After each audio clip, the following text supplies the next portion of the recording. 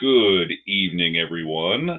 Welcome to Casual AF, the casual gaming stream so casual that 99% of the time, I don't even start up the video game before we get, like, I don't play a friggin' video game. It's amazing. I'm sorry I don't have the cool fancy effects that Craig does when we do ammunition, because that stuff is just stellar. Like, I love it. Especially, like, your City of Heroes video gaming little avatar in the music. When did you do that? That is so cool. I love it so much. Oh, the slate?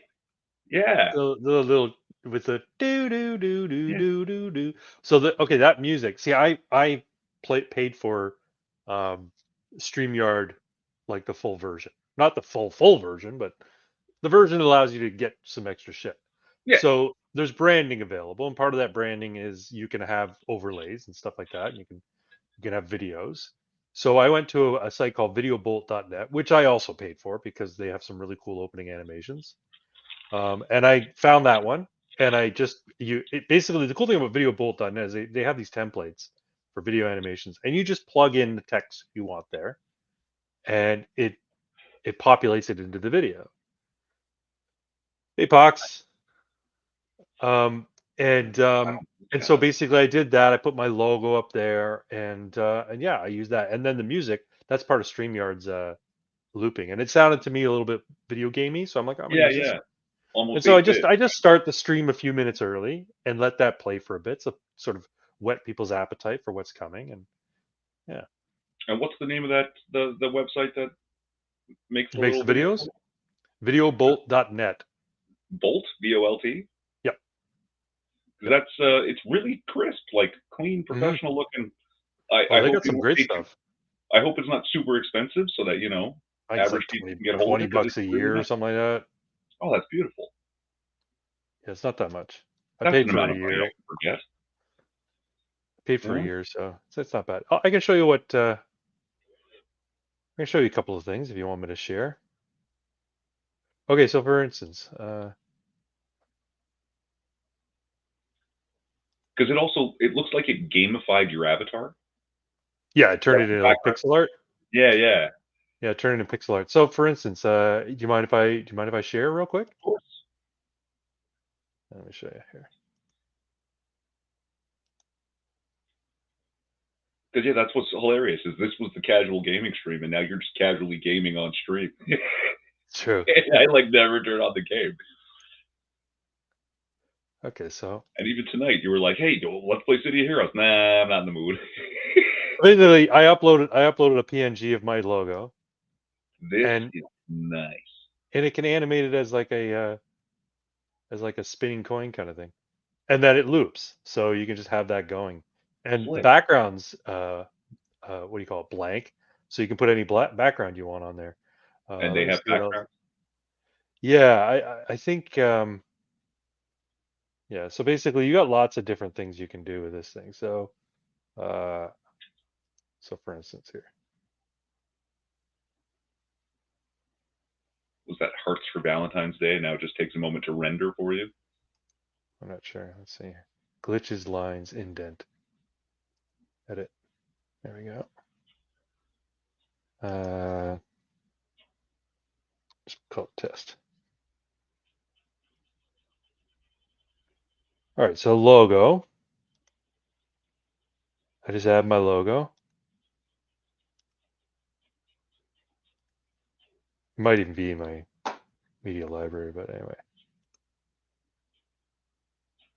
It's on my morgue, I believe.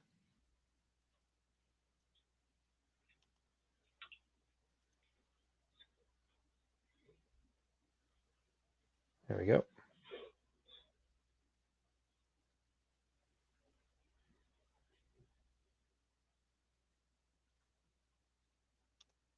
Okay, and then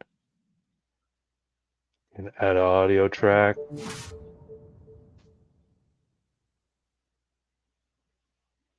Play that again. It's pretty slick. Yeah, it's not bad, eh? Yeah. And then you can add a tagline, right? So I can put in Getting the chopper, commie.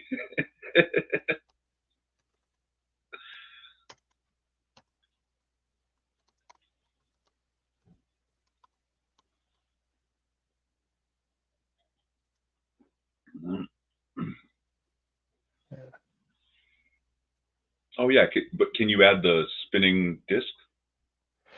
The Uh, I don't know if that's saved as media on this or not. It might be. But that'd be cool. Well, it's already got an animation associated with it. those reflections are not. So finish Couldn't it, say did did nothing nothing wrong. wrong. So yeah, that's Fantastic. videobolt.net. It's not bad. I can't remember what I paid for it. It's pretty reasonable though. Like something that obviously I wasn't too concerned about because I Yeah, paid for yeah. it. The But then amount of money. I also have more money than brains. So That's lucky.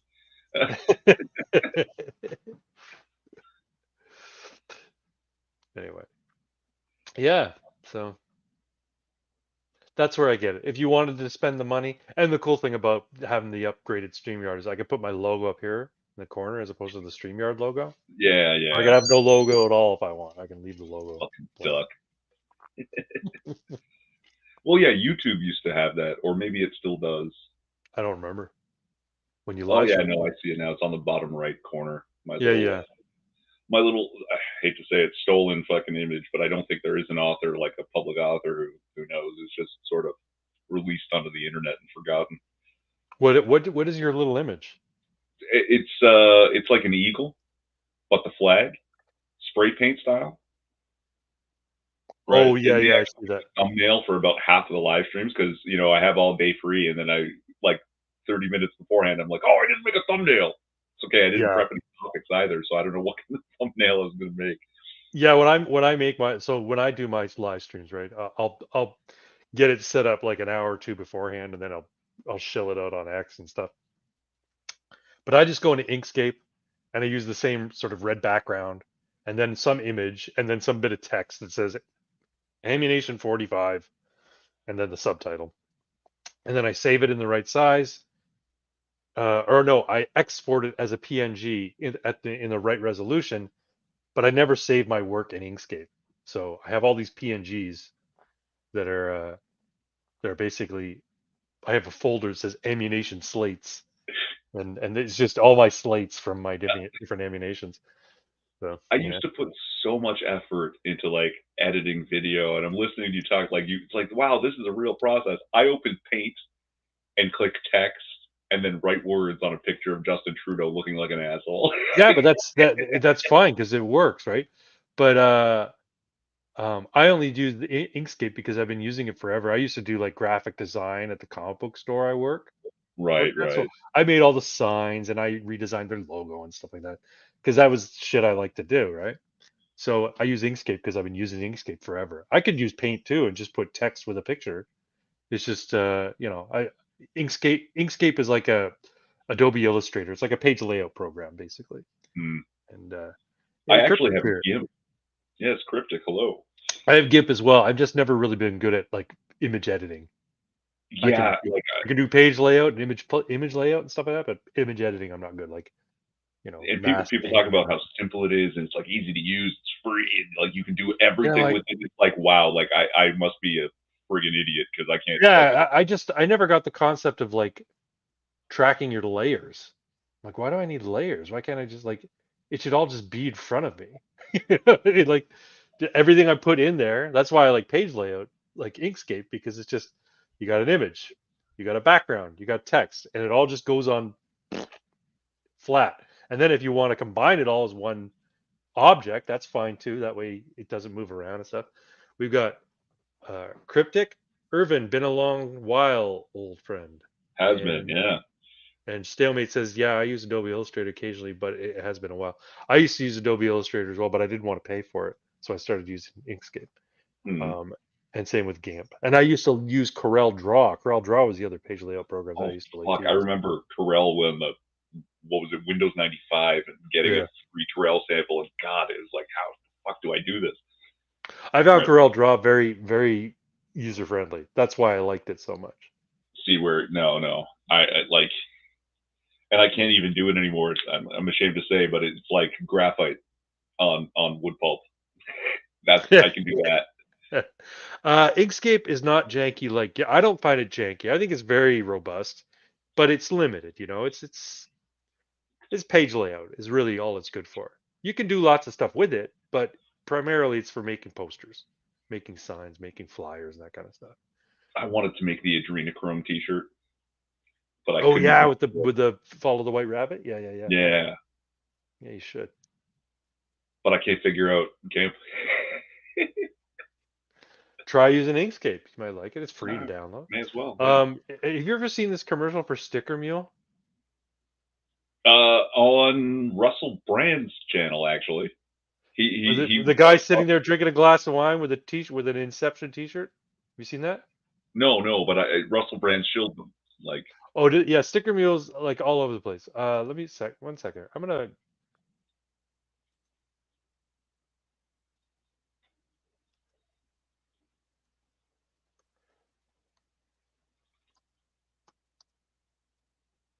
It's a bizarre commercial, and it's one of these things that I almost kind of wanna not skip it because it's so bizarre and strange. But here, I'll show it to you. One sec here. we'll I'm have to gonna. get a copyright strike for sharing a fucking commercial. I don't know why we would. I'm gonna share. I'm gonna present it.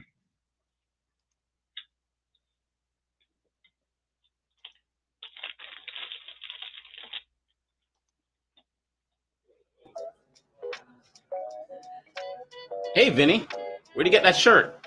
Hey, Sticker Bill, what do you think I got it? I don't know. Okay, Can I get one? you can get whatever you want. Can I get one with a shrimp on it? You know, some people are allergic to shrimp.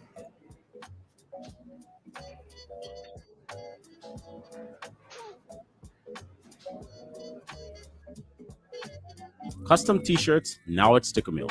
Try one for only $19 plus free shipping. Are you telling me a joke? Okay, why don't you tell me one? Yeah, then do if you want.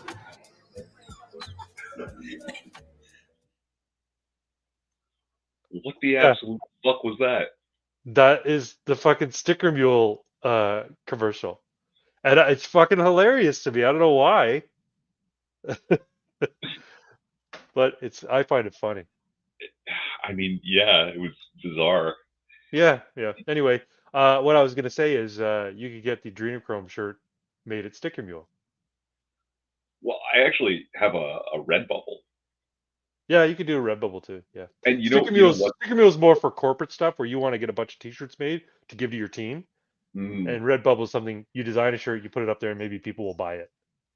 see, but also I have some Redbubble shirts. Like I've bought Redbubble shirts. They're actually good shirts. Yep. Like like the material's strong and like they can wear and wash and they won't just start coming apart and shit. And yeah, I've been pretty happy with Redbubble products. Like they're not garbage. They're not Right.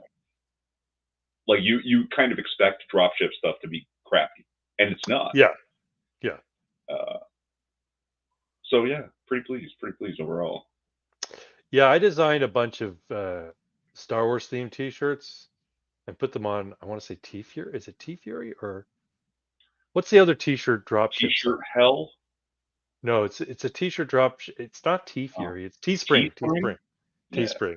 So basically, what it is a bunch of like sayings in Arabish, which is like the Star Wars language, and then some sort of like public domain image that is akin to Star Wars kind of thing, right?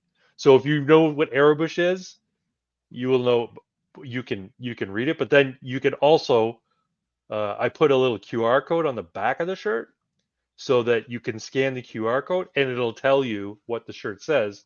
Plus, it will take you to the site where you can buy the shirt.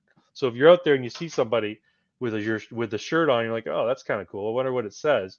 And you scan the QR code as they're standing in line at the fucking roller coaster at Disney World.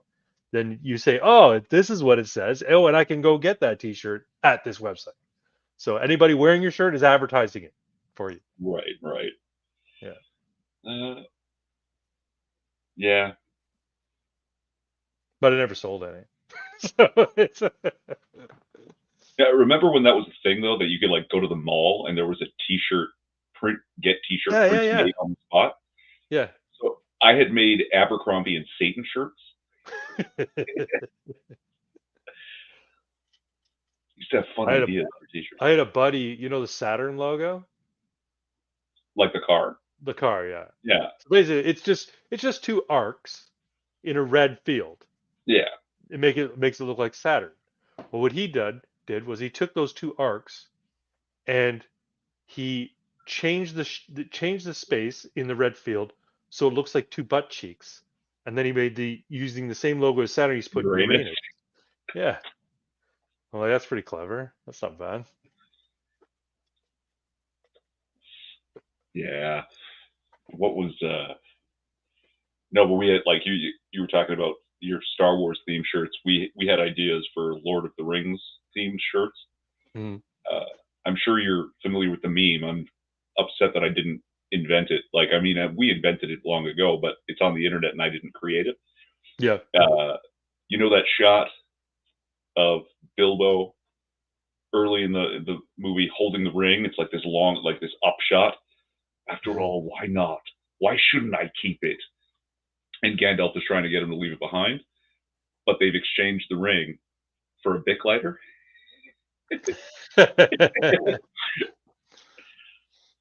Oh, and then there's the scene with Frodo's trying to pass it off to Gandalf, Yeah. right? And he's So you take holding it. out the ring.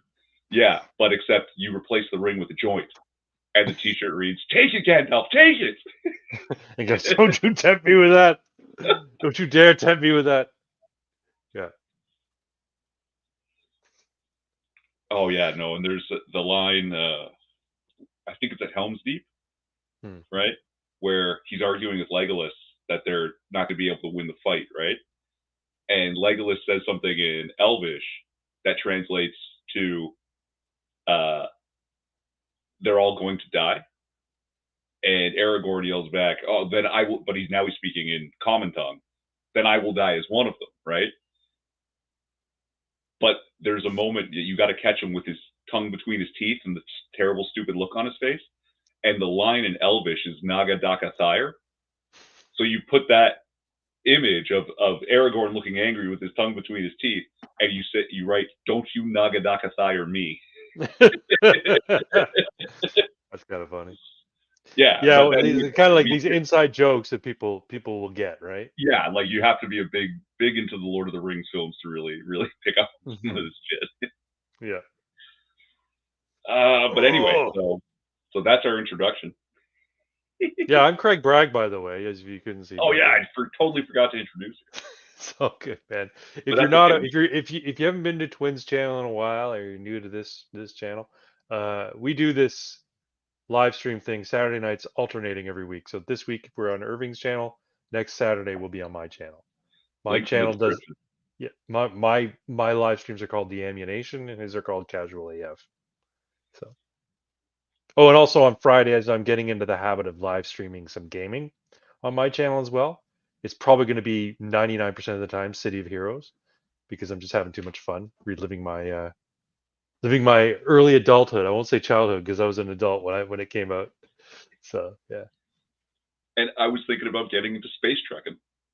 You know? Yeah, that's another game that you're really. That's Elite Dangerous. Yeah.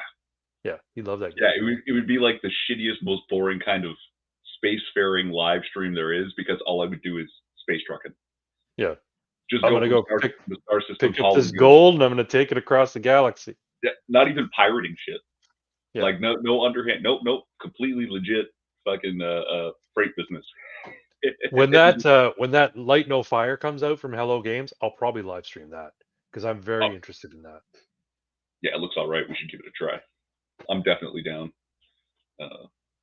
Have you been back on City of Heroes at all? We formed a super group in one of the previous streams. No, but I mean to. Like, I'll definitely take more regular part in it. No, hey, I'm not trying to pressure you. I'm just asking if you've been on. No, because it is fun. I've got to be kind of in the mood for it, you know. Right. Because typically, yeah, like the games I play are I don't know. Is there a term for them? Slow and grow. Oh, like what do you call it? Not real time strategies. Almost. City builders, yeah, civilization builders, park builders, stuff like that, right? Where it's like, oh, I don't have enough money to do this thing I want to do. I guess I'll just have to slow and grow over here for a bit. Yeah. strategy. I mean, yeah, I guess Strategy there's games. strategy to it, but Is it fighting with other players or fighting with the computer? and some of them sometimes, right? But a Yeah. lot of times you can turn it off because slow and grow is like the hobby. You don't really want the pressure. You just want to slow and grow. Yeah. Like Yeah.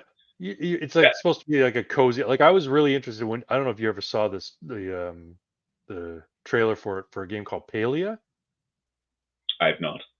Okay, so Palia is basically it's like a survival game where you're building a house and shit like that. But it's very cozy. There's no risk of dying. It's actually not really a survival game. It's a building game where you're building a house in a community and you're going out and having adventures. But there's no fighting in the adventures. There's little mini games like hunting and fishing. And when I Mm, saw it and I saw the animation and the the cutscenes and stuff, I'm like, this looks really cool. Kind of like Stardew Valley or what's the other one? Yeah, kind of like Stardew Valley. There's no real combat in it, and I'm like, oh, that looks like a lot of fun. That looks like it's right up my alley, kind of thing. And then I started getting involved in the community, and I started to realize, oh shit, it's full of like Tumblrites and woke assholes. So I'm like, I'm not that interested in. And then when it finally came out, I don't even know if it's fully out yet. It might be, but you're seeing videos of people playing it, and I'm like, okay, so the animation and the videos and the art style are not what they looked like initially because I was really fell in love with the art style. Fucking casuals, yeah. So I'm like, okay. And then my buddy's like trying to get me into like Valheim and some of these other like survival type games, and I'm like, you know what, like collecting resources to build a hut and then like get a better weapon. You're starting out naked. It's just not my jam. Like it's not the type of game I like. That's why like Pox is constantly trying to get us to do Pal World, right? And I'm like, yeah. First off, Pokemon's lost on me. It was way I was way too old for Pokemon when it came out, so it means nothing to me. And then it's a survival game, and I'm like, I don't really want to do that. I don't want to like build a fucking hut, build a little community of cottages, and go and collect fucking wood and go and collect stone and shit like that. It's just not my jam. no, I've definitely got to get off my ass and try Pal World. Like I have it. Thanks, Fox. Oh, did you get it? Yep. Oh, Well, nice. Cool. I was given it. He gifted it to you. He did. Yeah, he's a good guy. That's cool.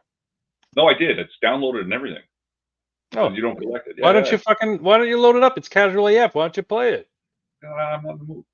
Okay. And like to learn a new game on stream, it's like, oh no, I've got to have like at least a way to explain what's happening rather than look like a dunce going, what do I do next? He makes a point. You don't collect it. The slave labor does. So Power World, if I understand correctly, it's basically a spoof on Pokemon where you're basically capturing these creatures, putting them in little Pokeball type things, but you can capture them and then put them to work building shit and like Yeah. collecting shit, and then you can even capture other trainers if you encounter them. Like if you encounter a PVE trainer, you can capture the trainer and fucking put them in one of the balls, and then you can slave them as well. I'm like, wow, it's very like it's like what if we were truthful about the nature of Pokemon? Because essentially what it is you Pokemon Yeah. story wise is capture these wild animals, lock them in a little genie bottle, and then bring them out to engage in cockfighting.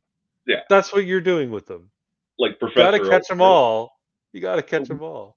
Professor Oak there is like, nobody knows what the Pokemon are or where they come from. So until we do, we'll fight them against each other for fun and profit. That's right. That's right. Right? Or like, yeah, no, there's all these memes, and I never played the Pokemon, right? Yeah. I like if the cartoon would be on after other cartoons after school, I might let it run. But like, I didn't really understand it. But I do know some of the jokes. Like, you meet with Professor Oak, and he like that's how the game starts, and he says, "Oh, I've been studying Pokemon all my life. Here, take my Pokédex." It's fucking empty. Yeah. You got to fill it every time you catch a Pokemon. You get more information. Yeah. Did you ever see somebody did a number of people I think have done this have done videos basically breaking down some of the more problematic or troublesome episodes of Pokemon? I've seen some of that. Yeah, because here's the thing: it's ostensibly it's a kids show, about this kid Ash who goes around and captures Pokemon, and his favorite Pokemon is Pikachu, and they're like good buddies and shit. But there's this other girl who's always annoying. Her name's Misty. She's like this redhead with a halter top and like one fucking ponytail coming out of the side of her head. Anyway, she's like this annoying sort of quasi love interest. She's not really a love interest, but you can tell that there's supposed to be some sort of like Well, boy girl. They're also Yeah. supposed to be too young to be into that, to understand. Right, that. exactly. They're all they're interested in is in Pokemon, right? Well, there's a couple of episodes where, they go like, okay, let's take this whatever she is, 13-year-old girl or whatever, and let's completely sexualize her, putting her in a bikini. Where they go to the beach one time, and she's out. She comes out in this bikini, and you can see that the two male characters, their fucking jaws drop. Like, holy shit, look at Misty. You know what I mean? And I think that's where all the cosplaying Misties come from. You see girls at like fucking conventions, and they cosplay as Misty, and they're like crazy slutty Misty because she's not supposed to be like that. I'm like, Well- when I saw that, because I studied Oh, animation back in college. Brock was one bad day from being a He's the guy who constantly looks like his eyes are squinting. That's Yeah. Brock, right? Yeah. I studied animation, and I remember when I saw this, I'm like, oh my god, that model, that drawing of Misty's completely off model, because she's been modeled as this like not sexual at all teen or preteen girl, and then all of a sudden, bam, she's this like, over sexualized bikini girl. It's like crazy. Off model is one of the things that you get docked on. Like when you design a character in animation, right? Hmm. And then you use that character in your animation, and you make his arm too thick, or you make his foot too big, or whatever. You'll get a little circle, a red circle from your layout designer or your animation teacher, and he'll, -5 off model. Like he'll take 5 points off because Yep. look, your model sheet shows this guy has a size 8 shoe, and you clearly drawn him here with a size 12 shoe. What the fuck's wrong with you? You designed the character, and you can't even keep the model straight. This is one of the things. It was like an ongoing joke when somebody did a drawing that's in animation, and just doing a drawing just for fun, because we used to just draw for fun, right? Somebody would come up and mark up that drawing saying off model -5. Terrible. Yeah, Fucking artists. it's true. But yeah. So We probably were talking about games. I'll definitely try it Yeah, cool. Go for it. one day. But yeah, no, I got to get back into space trucking because I love that shit. There you go, man. Yeah.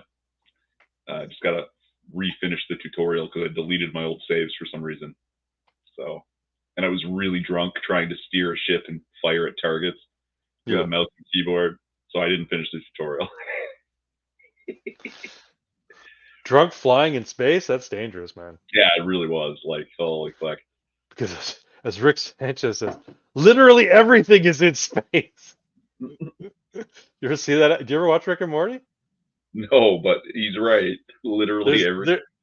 There's this episode with like, okay, so they're in space, and he has this car that he made that flies through space, and it's made from junk, right? And he like, the car breaks down. He's like, ah, damn it, we got a flat. So he puts on his spacesuit. He goes out, and Morty's like, hey, can I come? He's like, no, stay in there. It's dangerous out here. And Morty's like, ah, whatever. We're in like middle of deep space. What the fuck could happen? So he puts on a spacesuit and comes out, and he's out there no more than like 5 seconds. And a snake, an astronaut snake, bites him. He's like, ow, a snake bit me. He's like, I told you to stay in the car. He's like, why are there snakes in space? And he goes, there's literally everything is in space. What do you want? Anyway, and it just derails from there. Rick and Morty's a good show. It's got a kind of, hit or miss episodes. Some of them are kind of weak, but Well, overall, I'm given it's to a pretty good show. understand. I'm given to understand you kind of have to have a high, like a relatively high IQ to really appreciate the show. I don't know about that. I think you gotta be culturally aware. I know that's the meme, right?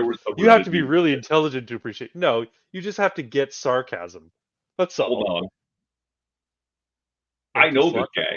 Hi, long-time listener, first-time caller. Hi, MP Slot Car. This guy's got a channel dedicated to slot car racing.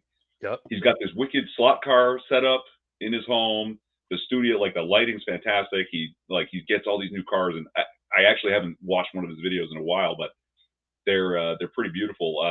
Yeah, MP, if you want to throw in the link to your channel, be my guest, because it's fun as fuck. Like, really, like, it makes me want to like empty out a part of my basement and build this huge slot car set. Like, it's set up, it's sick. It's That's really nice. Yeah. Like, yeah. I don't know. Do you have like a hobby like that? Like, my sister has fucking a Christmas village. Oh, like yeah, she goes to Michael's and collects those little fucking resin buildings. Is it Michael's? Michael sells them. I mean, you can get them at Walmart too. I think you can get them all over, like, maybe. come the season. I mean, we've got like 4 people watching. He's got thousands of subscribers. Like, oh, so he's a legit YouTuber. Yeah, I love it. That's what like when Celtic Canuck comes to my channel and says, "Hey," and it makes comments. I'm like, "Oh my god, a legit YouTuber." Or Clyde Do Something comes to my channel when we're doing a live stream and starts making comments. I'm like, "Holy fuck!" Like, that's awesome. I watched this guy's channel and he's got like 40,000 subscribers, and he comes to my channel. I feel really I feel legitimized. You know? You want to hear something awesome? I'm going to take a touch of the credit here, because I actually know this dude IRL. Oh, do you? Okay. He loves cars. He's been like a proper kart racer. With at the time, I imagine, aims on moving towards like actual like F1 racing, right? Like that's the goal. And he showed me some of his videos that he just took of his own personal car, and they were so well cut and so like everything was just. I was like, and he was always like, "Oh man, I watch your videos. Like, you're like famous." It's like, dude, put this on YouTube. You will fucking blow up. And finally he did, and he went this slot car route, and apparently it's a huge hobby too. Like, there's a lot of slot car channels. Once you Fox. Calypso Irving gets people here I can make uncomfortable. Yeah. Yeah. Yeah, that's the thing. Like, these legit channels where this is all your fault. These legit channels that have big subscribers and actually watch what they say. I kind of feel bad when they come to our channel and they hear us talk about the way we talk, because I'm like, if it ever gets out that they're associated with very regressive people like us, it could totally destroy their YouTube careers. Maybe that's why I don't know. Celtic Canuck hasn't uploaded in a while. She normally was doing like 1 or 2 videos a week, and she hasn't had one. And there's a lot of news right now. There's a lot of Canadian news you'd think she'd be fucking making a pining on. You know what I'm saying? Maybe she's just taking a proper vacation. Could be. I can fucking use one. Yeah. But yeah, no. If you get opportunity, follow that guy's link to. I'll check him out. Watch it. I'll check him out, because the videos are a lot of fun. Like, and the setup is like, it's like a big track. Yeah. In his house. Well, you got a big enough place, right? So yeah, I don't have a very big house. My house is it's big enough for us and the pets, but it's not big enough for anything else. So I don't have a dedicated workspace where I can put all my 3D printers and and do crafty shit that I like to do. You asked about hobbies. In terms of hobbies, my buddy is really wanting to get us into Warhammer 40K. Yeah, you had started there, and I don't know. I bought a bunch of it. I primed some of it. I put it all together, but I haven't done anything else with it. I think this is the trap with Warhammer miniatures, right?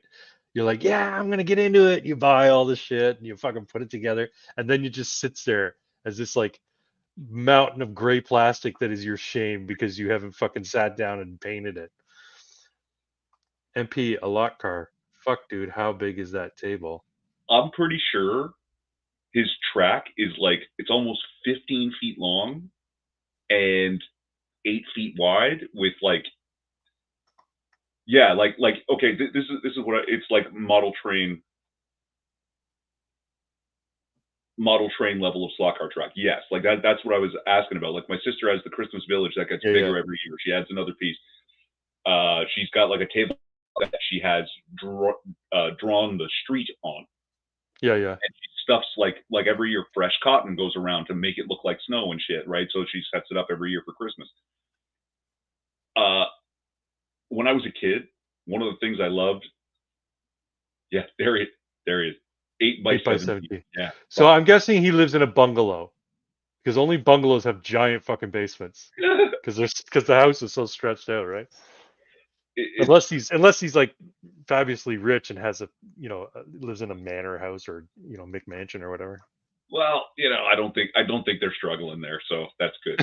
Good for him. I'm glad. Nano, haven't seen Nano Reaper Hey, in some Nano time. Reaper. Warhammer's plastic Yes, crack. Warhammer is plastic crack. Nano Uh, Reaper, is that your boat? I'd love to have a boat like that, man. I would love to have a yacht, a liveaboard yacht. That's my. I don't want the trouble that comes with owning a liveaboard yacht, but I'd love to live aboard a yacht. How about that?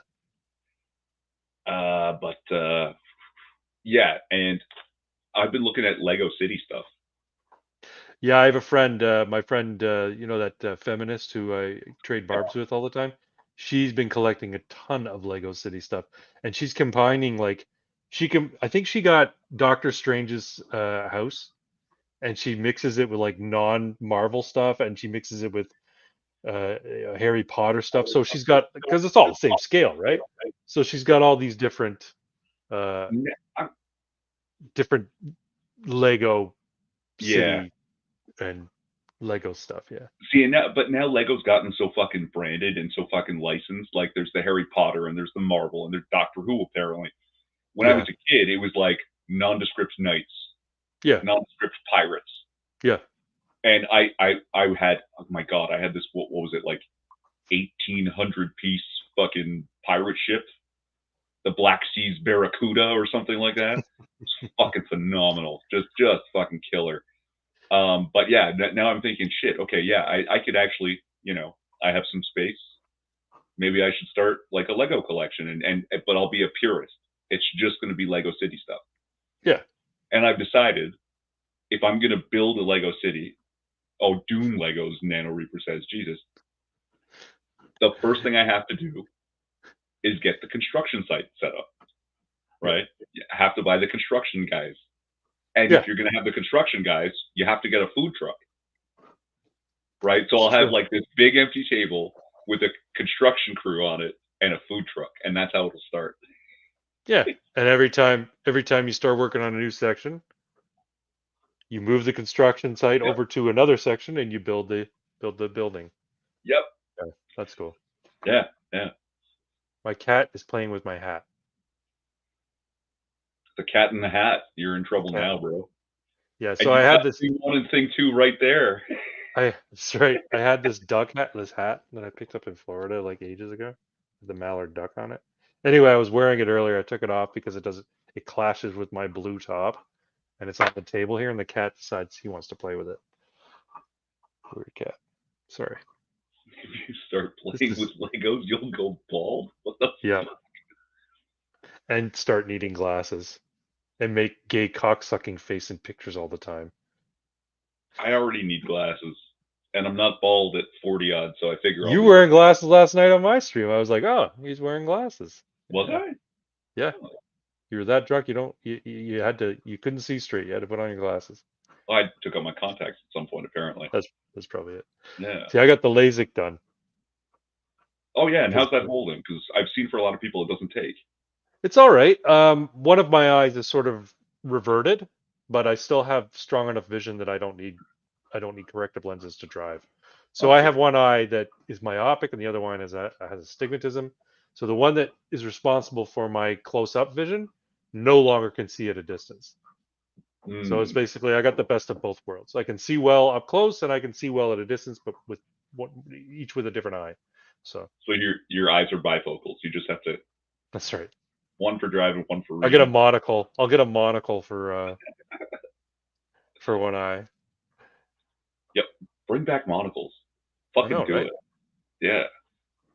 But then I wonder, you have to have some sort of control to like clench it in your eye socket, right? And then I wonder if there's like it does damage to like the nerves because you're constantly clenching. You know what I mean? Like with glasses, you just put them on your face. What about a Maybe you get pince-nez? maybe you get the little dents in your nose. That's about it, right? But you Okay, got to constantly clench so you can fucking hold the monocle in your eye. It can't be good for your nerves and your muscles there. go hard with the monocle eye patch combo. Yeah, that's fucking ridiculous. Hit him with Blind the in one eye, blind in one eye, and you need a monocle in the other. Yeah. no, pince-nez. That's what I'm gonna do. On Hit a him with the chain, razzle dazzle. just hangs off, and you just fucking flip it to your nose to read, and then yeah. I'm waiting for the cyber eyes. You get like, oh, wag me. Okay, yeah. Yeah, let's do that. Okay. So your week Gonna at the make gym it. had two. How was your week at the gym this week? My it went weird, but I did like I plan for 4 days a week. That way, if something does go wrong, I'll probably still get 3, which I did. So yeah, but because I only did 3 instead of 4, I didn't do my push pull leg shoulder. I just did push pull legs, Yeah.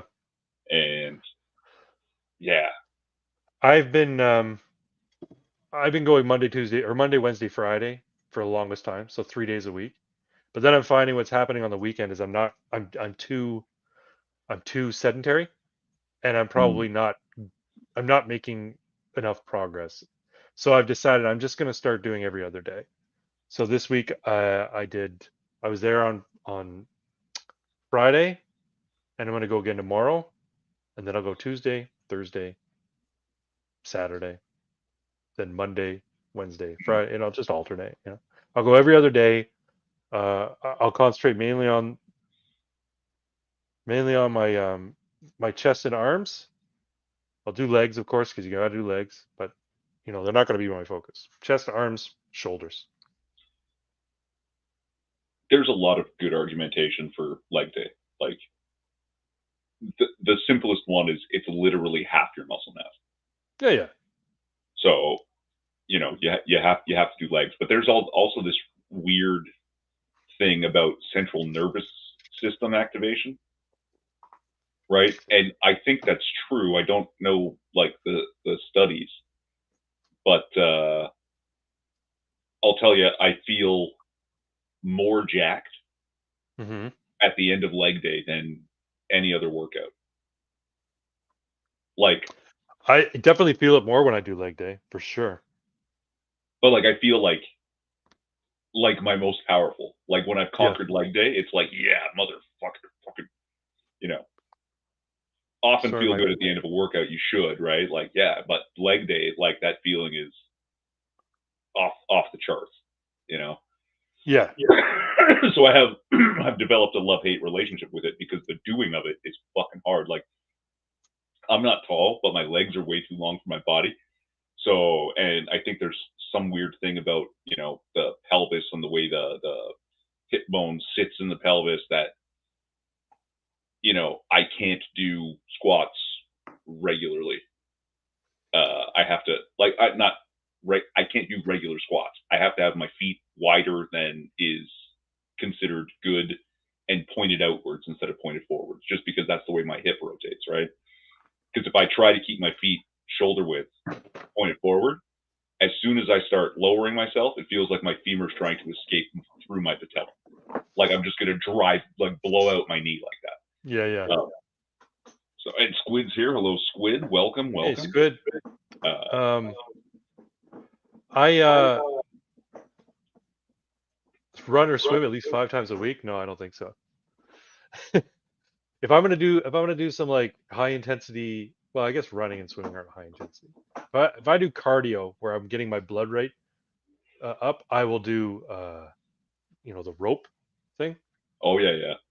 or I'll do medicine ball slams like in quick succession, fast, quick medicine ball slams. I don't like cardio. Cardio sucks.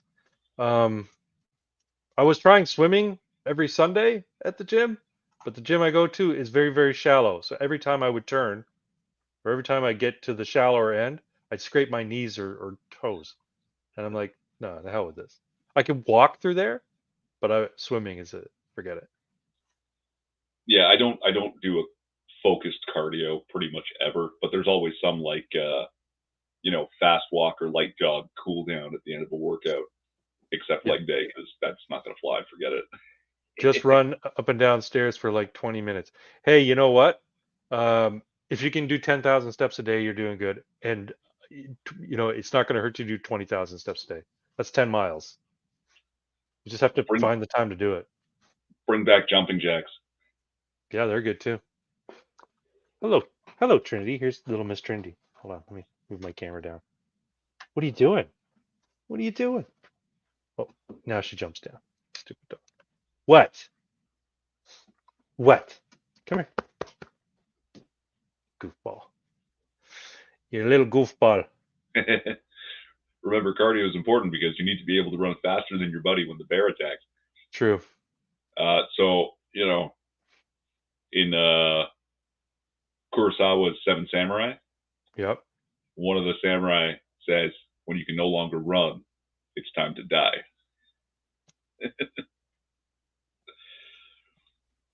Oh, yeah. Nano Reaper's military. So that's right. Yeah. Yeah, he knows cardio. Cardio's probably Kurosawa, the GOAT, greatest of all time. Yeah, he's pretty cool. 3-hour epic. Did you ever see The Hidden Fortress?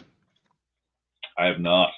I'm Hidden not Fortress. actually like apparently Hidden Fortress is sort of like the plot that Lucas ripped off for Star Wars A New Hope.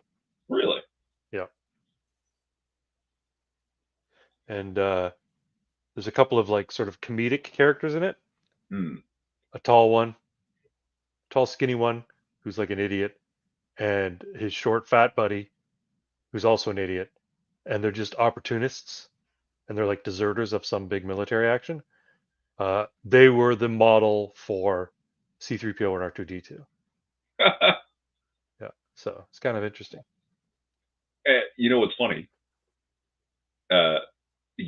Samurai Champloo. I didn't realize that till recently. Oh yeah, one of my favorites. And you have Mugen's sword. I do. A Mugen sword replica. I'm pretty sure Mugen and Jin were both ripped straight out of Seven Samurai. Could have been, yeah. Like there's two archetypes there that he just like, yeah, let's just put these guys together and give them like a comedy of errors type thing. Yeah, they're like polar opposites of one another in terms of their approach to the art of sword fighting. Yeah, everything. Yeah, everything. He's a slob. The other guy's very, very tidy and clean, and yeah. If you haven't seen Samurai Champloo, folks, it's great. It's a great series. Same people who did Cowboy Bebop did Samurai Champloo. Very similar in tone as well. I always liken Cowboy Bebop as anime for Westerners who aren't into anime, because it's very, very accessible to people who aren't really big in anime. Yeah, like Cowboy Bebop is very, what's the word for it? Like sort of like 70s Private Eye, not proper noir. Yeah. Later version of the Private Eye thing. Mm-hmm. But there's like a Columbo or Rockford Files kind of thing. Yeah. Yeah, like the thing with except they're bounty hunters. They're not Private Eyes, but but they still have to do the investigating, right? So they're the tougher version of the Private Eye, right? Yeah. But in Samurai Champloo, yeah, it starts off fucking dark as shit. Like it's gritty and it's good, but you have to remember that over time they basically start doing one gritty, like hard-boiled episode, and then one campy as fuck episode. Yeah. And then one gritty, hard-boiled episode, and one campy as fuck episode. And they are going on in this long, meandering way, which is actually fantastic, until suddenly they wrap it up as fast as they can in 2 or 3 episodes, because 25 episodes in, they realize they're not getting a second season. Yeah. Right? That's something that was kind of disappointing about Samurai Champloo, because it started with a very clear goal. Yeah. They have to find the samurai who smelled of sunflowers. Because Mugen and Jin both owe this goal. Yeah, they destroy her little bun place, her But coffee she shop. saved their lives. But she Like, saved their lives, and she says, "But now you owe me. You have to help me find the samurai who smells of sunflowers, who I believe is supposed to be her father, if I'm yeah. not mistaken." And yeah, and you figure eventually they're gonna run into this dude. They never do. I don't even think they get very close. Have you seen Blue Eye Samurai? Blue Eye Samurai? No. You should watch it. You should really watch it. I was thinking about it, but I don't know. It's really fucking good, man. It's Fucking really good. half It's gaijin and also a woman. It just seems like propaganda but to that me. you know what? That's the thing. That's such a minor part of the character. It's an element of her, Oh, good. Okay. but Uh, it's not like they're not beating over the head with the fact that she's a woman and she can beat a man because nobody knows she's a woman until she reveals it to like people who are very close to her. But anyway, there. This is kind of a the space western with a jazz sound. Yes, and then Samurai Champloo was all hip hop, which is very cool. So basically, yeah, they took Western culture and mashed it with the aesthetic of anime, and they did it in an anime style that is not common. Like it's very different. It's very discernible from standard anime style. Costin is here. Greetings, Costin. Hey, Uh, Costin, come. but that Why was are one of you? the things I absolutely loved about Samurai Champloo is that they don't just tell you the two characters are different; they animate them differently, Yeah, yeah. right? Like, and they're so like their fighting styles and the way they hold themselves are just animated so beautifully differently Hmm. that you can see it, and it's like it comes through in the attitude of each character as well, right? Like Hmm. it's like they're so, I don't know, beautifully archetypal. Like they Yeah, are who they are, and that's it. And it's made very clear. It's and great. I like how they establish at the beginning. One of these days, you and I are gonna fight. You know, Jin says that to Mugen. You know, this we're eventually going to fight to the death, Like kind of thing. You and they me. did fight, and they got interrupted, Yes. and it's like we'll finish this when we Yeah. finish taking care of our business here, right? Yeah, because Mugen is so unorthodox in the way he fights, and Jin is so disciplined. And it's just really cool to watch them go at each other. It's really See, cool. this Yeah. this Wildman B-boy katana style with superior style. See, that's actually part of the argument is that it's not, but it is. Like I've had these discussions with people about like different martial arts styles, different types Yeah. of boxing, right? You know, like okay, so if this type of style is matched up against that type of style, you have certain advantages and disadvantages, and the question always ends up, well, who wins? And Yeah. it's like the better fighter. It like That's styles right. ultimately don't matter. What No. matters is who's good at fighting. Right.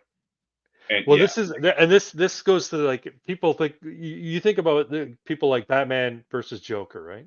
Joker's not a better fighter than Batman. He's just his approach. He's unpredictable. Did you ever see a Mask of the Phantasm?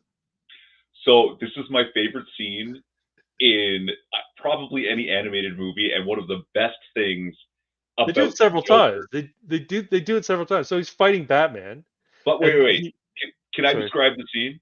Yes. He's got Batman tied up, and he's telling him a story about this magician called the Great Prosciutto, and he's got the poster up behind him, and he's got this big fuck off butcher knife, and he's Yeah. slicing up a salami, and he says something about how the Great Prosciutto. Now there was a real ham, and I think it's Mark Hamill doing this, right? Yeah. Yeah.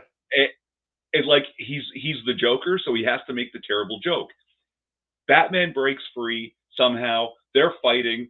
He's Batman pins Joker over the table where he was cutting that salami, and Joker's reaching and reaching, and there's the knife and the salami, and he's reaching and reaching, and he hits Batman with the salami. He could have got the knife, Yeah. The knife but was the closer. salami was funny. That's right. Like that's why he did it. And that's why he's the perfect foil for Batman because Yeah, Batman's ultra serious. He's a disciplined mind. He's he's a sleuth. He's a detective, and he goes by the most logical point of view, logical route towards solving the problem. So he can't predict what the Joker's going to do. All he knows is that the Joker's going to try and make a joke out of it, and you don't know what he's going to do at the end of the day. He could end up being, it could end up being a very innocuous, not deadly joke, or it could be something that murders millions, right? Whatever's So funnier. whatever ends up being funnier, that's right. That's Yeah. what Joker's going to go for. So yeah, yeah. And people don't realize this, but in most of the like, what do you call those? The documentations where they have like, the stats for each character in the Oh, in yeah, the yeah, yeah. universe, right? When you Yeah. look up like in your encyclopedia of DC, Yeah. Joker, he's Yeah. listed as 6'5" and 190 pounds. Yeah. He's a big fucking dude. Like He's tall, and while he may be tall and he looks lanky the way he's depicted, but he's actually probably pretty cut he's at 190 jacked. pounds. He's built Yeah. like a fucking pro basketball player, and Yeah. he's got a reach on Batman, like a big fucking reach. So all he has to do is stick out his hand and grab him between the fucking pointed ears and hold him back, and he can because he's actually quite strong. He is. It's not the thing that he does regularly, but he's a fucking scrapper. Yeah. Keep going. I gotta feed the cat. I'll try and keep talking while I'm feeding the cat. You can look at my beautiful Sure, yeah. picture of a junk behind you. We'll check the range on that headset. Well, I'm still here. You can probably still hear me. Yeah, there's an old comic panel where Joker says he wouldn't kill a kid because it wouldn't be funny. Right. I mean, yeah, like it's hard to make humor out of. Except he killed Jason Todd. So, and Jason Todd was one of the younger Batmen. So, or younger Robins, I should say. What he was 16? I think he was younger than that. No. Yeah, Jason Todd was pretty young when he started up with Batman. Yeah, but when he gets killed by Joker, that's the. Oh, he was older then. Yeah, he was older then. He was with. But the thing is, nobody liked Jason Todd when Dick Grayson left. Do you know the backstory why they killed Jason Todd? Yeah, she's still out there. She's lying in the dirt. Dog's just lying out in our backyard. She likes the outside. What can I say? If I remember correctly, he just wanted to see what Batman would do. That may have been the story. Yeah, he was trying to break Batman. He wanted Batman to go like completely off the rails, right? Yeah. And no, but DC Comics did a poll: should we kill Robin? And people answered, "Yeah, kill the fuck," because they got in a lot of complaints about Jason Todd. You couldn't Robin just rewrite the guy? is nowhere as good as Dick Grayson Robin. He's not what Robin should be. Robin should be blah blah blah blah blah. And people were not happy with Robin, so they put it. Okay, maybe we should just kill him. And people answered in the poll, "Yeah, kill him." So they did. Can't just start writing him differently, have him grow a little bit, like just fucking murder him. If I recall correctly, he was asking the kid to watch his car. If I recall correctly, my understanding is he stole the rims off of the Batmobile, and Batman was like impressed with the audacity, because anybody in Gotham City knows the Batmobile when he sees him. So yeah, he stole some part of the Batmobile, and when Batman went to drive away, he's like, "What the?" And he might have asked him to watch it, and then he just said, "Yeah, I'll watch it," and he ended up taking like hubcaps or some shit. So yeah. And Batman was like, "Okay, I'm impressed with your audacity and the fact that you were able to bypass the Batmobile's countermeasures to get these things. So all right, I'll make you the Robin." Oh no, that was the Joker thing. What was the Joker thing? I'm not sure. But anyways. Batman's a really cool character. Joker's a cool character. And done right, Superman can be a cool character too. Done right. He has been a cool character. Yeah. He just, man, fucking Man of Steel. Like, I like Henry Cavill. Yeah. I don't like that movie, the whole DC. Me neither. I don't like this. What is it? The Snyderverse? The Snyderverse? Yeah. I'm not a fan of the Snyderverse. I'm really not. I think it's too dark and ugly. I really wanted it to be more 4-color, but I guess maybe they looked at Marvel and said, okay, they made Marvel 4-color, so we can't make it 4-color. And I would say that Marvel's not 4-color though. I mean, there's larger than life characters, but I wouldn't call them 4-color. I call them more like Ultimates. Marvel was more akin to the Ultimates than they were to the traditional 4-color superhero book. I'll tell you what was wrong with the DC's attack on cinema. Come. They looked at the Marvel universe, a new movie every year, different producers, directors, this whole fucking empire, and went, oh, we should have that too. And then they behaved as if they already had built it. Yeah. What they forgot was Marvel execs and film execs, I can't remember which film company took them on, went out on a huge fucking limb on one good script and one good actor and made Iron Man. Yeah. With no hope of subsequent films. They just made an Iron Man movie and left a teaser at the end just to see if people would buy it. And Iron Man was just a fantastic film. Like it, like as a kids type action movie, that it's still suitable for children, but adults can enjoy it. Yeah. It doesn't get much better. Like No. it's still the It holds Marvel up. movie. It's the It holds it's up for sure. movie. It's the best one. If you don't think it's the best one out of all the Marvel movies, I just think you're wrong. And maybe you don't understand film. Maybe you don't understand Marvel. Iron Man is so good. Well, the best one is a subjective, it's a subjective statement. Like, No. your opinion is the best one. No. Your favorite is subjective. Which one is best is measurable. There are metrics on which we can test this. All right. And it is the best movie. I guess it depends on what you mean by best. You're saying best movie overall of all the Marvel movies? Yeah. Okay, I understand that argument. The one that I think Captain America: The First Avenger is a tighter one. I think the story's much tighter, and I think it's a classic origin story. And personally, I like it better than Iron Man.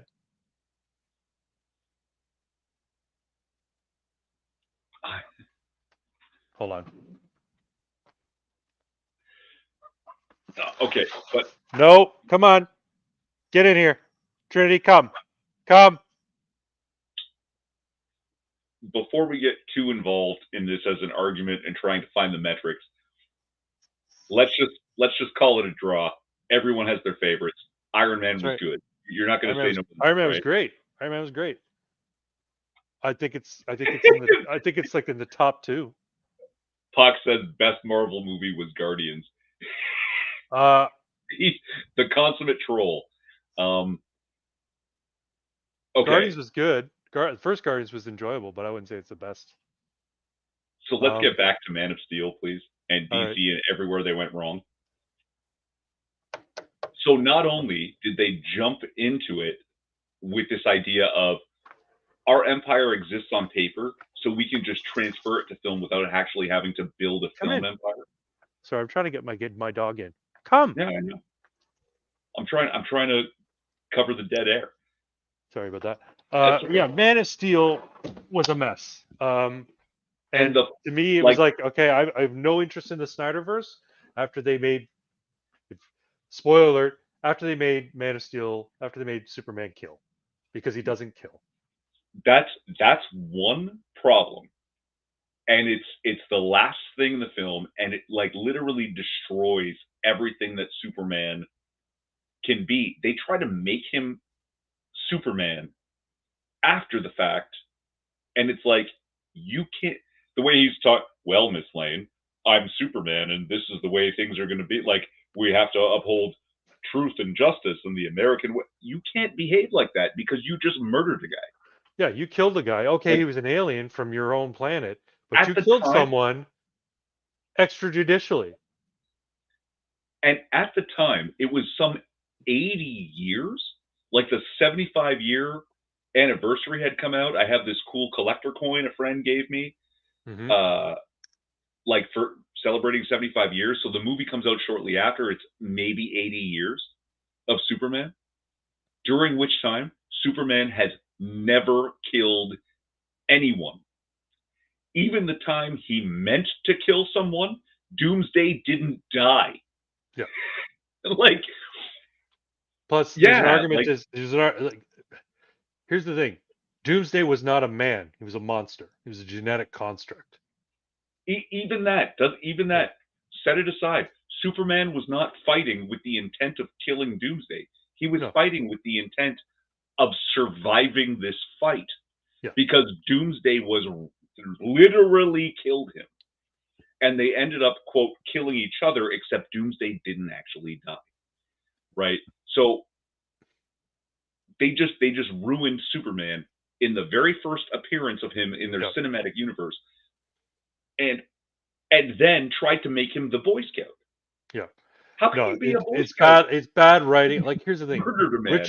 Richard Donner's very first Superman movie, Superman the movie, or Superman the motion picture, is head and shoulders above anything Zack Snyder ever put out.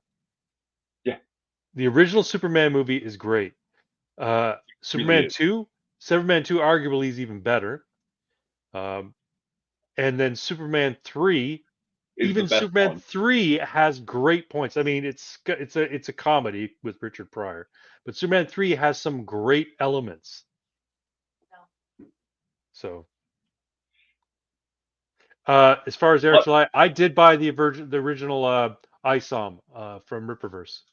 Yeah, I like Rippaverse stuff. Yeah, I would support them. But there's even more problems in that movie. Like with Superman and the way he behaves. Yeah. In particular in the fight scenes. Yeah. I understand we're at this time where, you know, collapsing buildings and huge explosions are fill the screen and drive people's fucking endorphins while you're watching a movie. But there are certain things that Superman has to do and certain things he can't do. And that's by his own morality, that he's simply bound by his own rules. There was a Superman game on PS2, and everybody hated it.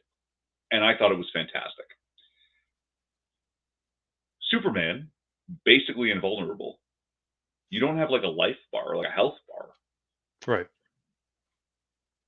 So how do you play this game? Metropolis has a health bar. You have to protect it. Yes.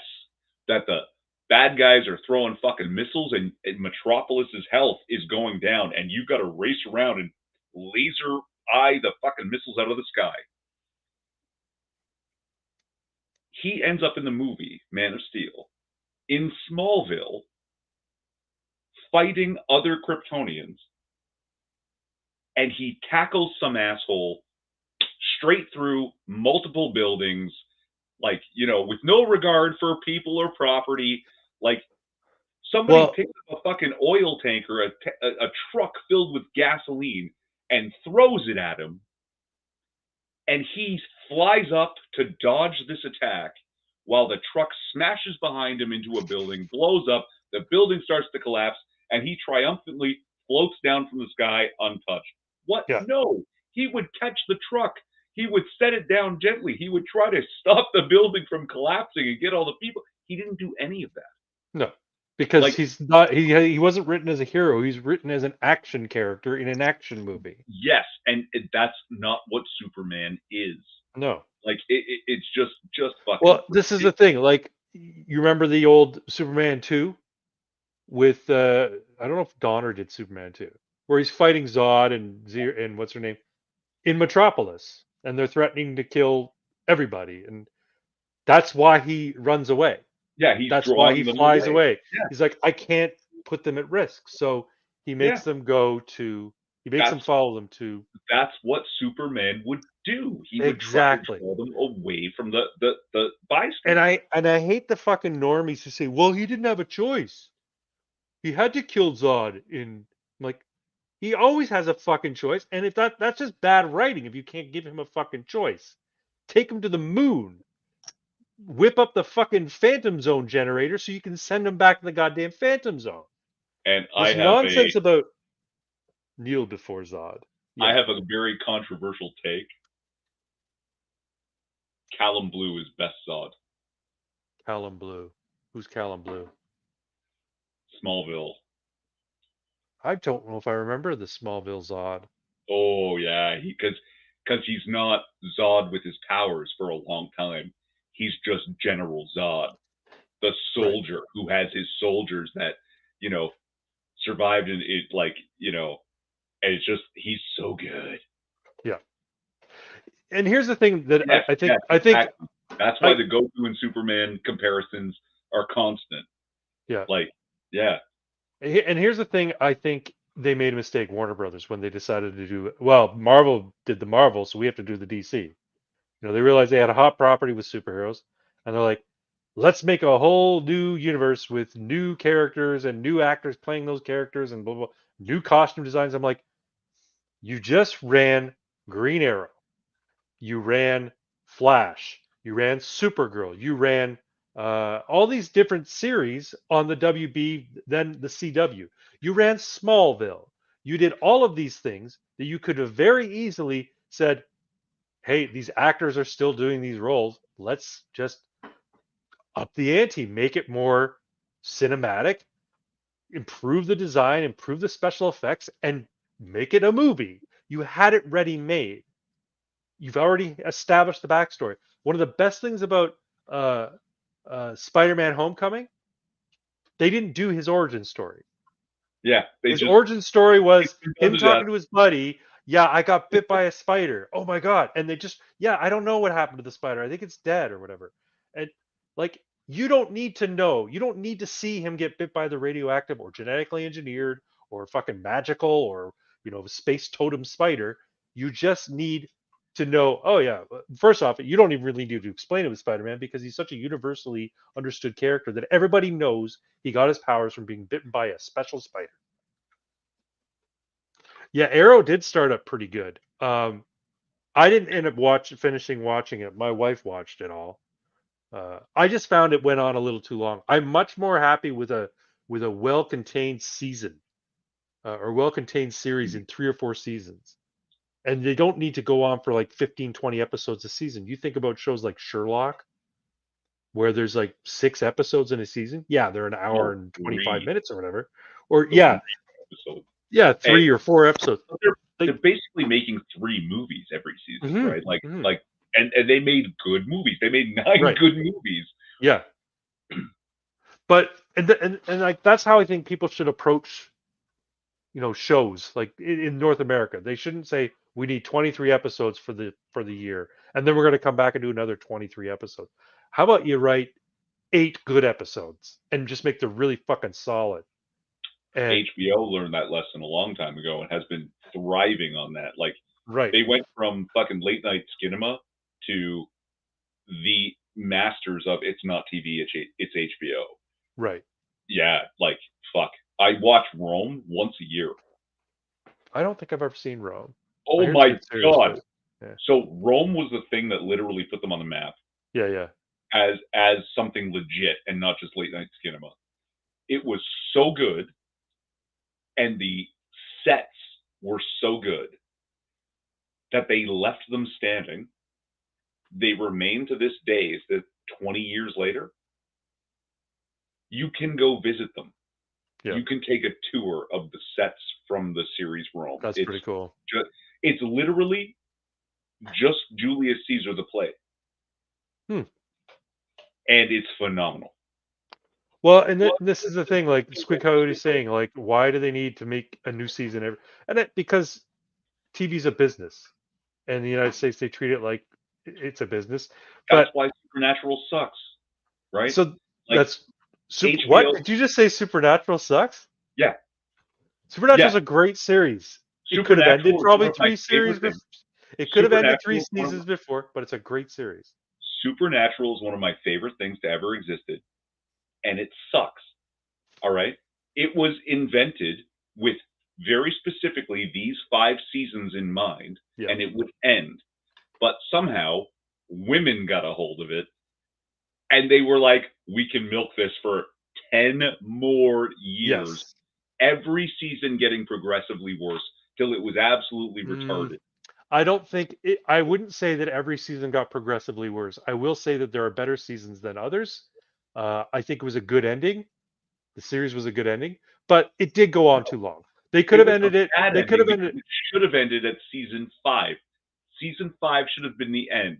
One brother dies the hero, the other lives with regret for the rest of his life. That was the plan. You can tell it was supposed to be finished. And there's arguments for the Leviathan season where that one actor with the fucking teeth, he's actually pretty good. I kind of liked him. But beyond that one, it's like a progressive downhill, and it just gets worse and worse and worse. And I don't know that I agree. I do think they were best at the beginning. The early seasons were the best, and I think the first season was really solid. Even though you could tell that the actors were still sort of finding their voice and finding their sure, role. of course. But I wouldn't say that it got progressively worse as it went on. I would say early seasons were the best. It had some shining seasons in the mid to late end of the late part of the series. Uh, I thought the very end, the last episode was good. From politics to TV shows, yeah, it's true. Sorry. Yeah, like Mike, this is casual AF. Like I did no prep. I didn't start a game. We're just fucking shooting the shit. If you, I'm sorry. I'm tired. I don't even fucking like. I haven't made a video in how long? I make like what, one video every 8 months, and I think like I'm galvanized. I'm gonna tear it up again. No, I'm done. Um, I'm yes, sorry. I'm you're sorry, right. man. Like really, Uh, I am. This guy has worked so hard. He's got such a good following, and he did shit because he liked my takes, and I just fucking flopped. I flopped on all of it. no, Yeah, you didn't. Hey, we could switch to politics anytime. we will. We're an hour 16 into this. Yeah, we got. We've been talking video games, working out, TV shows, Yep. law of entertainment. Always leave the audience wanting more. Yeah, well, guess what? Women just want more of those dudes. Those dudes were hot and tall, and women just fucking loved it up. My sisters loved that show so much, they actually went to one of those fucking conventions. It's like a fan expo, but just for Supernatural. My wife and I and our friends went as well. We went to Las Vegas and we went to a supernatural convention. And it was full of fucking Tumblrites. Forget Tumblrites. My sisters were so put off by how weird and creepy the 90% women that were there for the show, like that they're just like thirsty as fuck Oh for yeah. these dudes on the show. And that's the only reason they're there. Like they're walking around with their pants fucking dripping. Like, and my sisters were like, why are we even here? When we were at the one in Las Vegas, a woman who was clearly uh, a stripper at some point. She got up in her tight t-shirt and tight jeans and said, I'm an actor and I'm just wondering, how can I get on your show? It was like a fucking caricature. I And I'm will like, literally suck dicks for a cameo there. this is it. She's like, what can I do to get on your show? And she's like waving her fucking tits at him. And it was like, oh my God. Oh my God. And yeah, it was a bunch of Tumblr rights. And one of the younger girls asked, this was actually in the early, I think it was relatively early days of Tumblr. One of the girls asked him, have you seen this thing on Tumblr? Some sort of fan service thing on Tumblr. He's like, no, what's Tumblr? You don't know what Tumblr is? I'm like, they're fucking in their 40s for Christ's sakes. Let me ask you this. Your sisters were into it. Did they have a favorite brother? Yeah, one of them is more into Jensen Ackles, the other's more into Jared Padalecki. Oh, okay. See, because everyone I know, they think Jensen Ackles is the shit. Jared Padalecki's man. But I'm like, if I'm looking at them, I'm like, I think Jared Padalecki is more classically good looking than Jensen Ackles. Look, Jared Padalecki has a boyish cute to him. Yeah, Jensen he's also Ackles got is a little bit more gruff. So if that's what you're into, that's what you're into, and that's how I it's just gonna. mean in terms of like he's taller, he's broad shouldered, He's got nice long hair. He's very symmetrical features and very well proportioned features. He's got a strong jaw. He's classically the better looking of the two. Maybe, but also like this again. We were talking subjective, objective. Maybe objectively, you can put on metrics and say, yeah, but the computer says this is the better looking dude. But the You thing can is, cut the homosexual tension on the stream with a knife right now, says Pox. Look, I'm empirically speaking. I have no. I'm like I like Jared better. Like it's not it. I'm just look, like when I hear my wife and her friends say, "Oh yeah, it's all about fucking Dean." I'm like, Dean, really? Is it Dean the character, or is it Jensen Ackles you like? Because I can understand why Dean is the more likable character. He's the stronger character. Well, attitude plays into it, right? Like, yeah. And Jared is clearly the girl in their relationship, right? Yeah. Like but, between the two of them, if he's the woman in their. Well, he's the one who constantly needs to be saved by Jensen Ackles. Yeah. And you say he's tall. Well, yeah, but Jensen Ackles is tall. Jared is 6'5", and Jensen Ackles is 6'2", so he doesn't look like a giant next to his younger brother. No, right? He's taller, is what I'm saying. Big. Like he's a big fucking dude, right? Like, and I'm just saying that women tend to like the taller guy. He doesn't need to go out, Frank. No, yeah, you don't need to go out. Lena's right. You don't need to go out. What is this? I think how guys talking about other guys turns into this sort of just discussion, and a lot of women it shit turns into how much that other girl is a total slut. Well, that's the thing. We're not insecure about ourselves. No, right? Like I'm 5'10", about 165 pounds. These guys are 6'2" and 195 and 6'5" and 200 pounds. Like, yeah, Jared's lean as shit. There's one episode in the later seasons, which are garbage, where he's doing pull-ups with no shirt on, and he's got like a 28-inch waist. Like he's got this tiny, tiny waist and these huge fucking shoulders. So you put the bare minimum of muscle on that frame, and he looks enormous. Yeah. Like, yeah, like he looks like a fucking giant. I'm 6'2". I'm about 225 pounds. I would like to get down to 200 pounds, but sure, but you don't have the tiny hips of Jared Padalecki, right? Like he's actually a skinny guy who put on some muscle mass, right? And that makes him like the Joker. He's like a lean basketball player. I'm in an incel server on Discord that may make you think that. I think he's talking about how women always hate each other. Here's the thing about women. I'm gonna get totally sexist on here.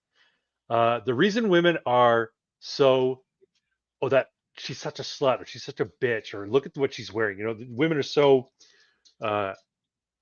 focused on other women's appearance, other women's status, other women's appeal, and constantly shit on them and like try to destroy them, is because women, evolutionarily speaking, are in competition for the attention of men.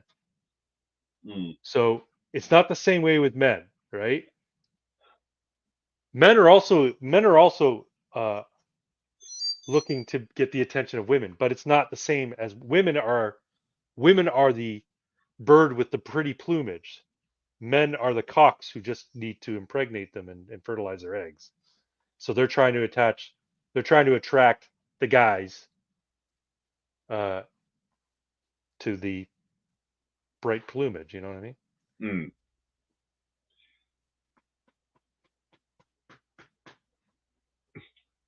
Sorry. No, but where were we going? Why did we start talking about how handsome these dudes are? Yeah, I don't know. I just asked you, hey, what do your sisters think? Who do they like more? Because I know that the girls I know like Jensen Ackles more. No, yeah. Basically, the one sister who's kind of a fucking puff likes the puff boy. And the one sister who's kind of a tough likes the tough boy. That makes right? sense. Yeah. That makes sense. It's that simple.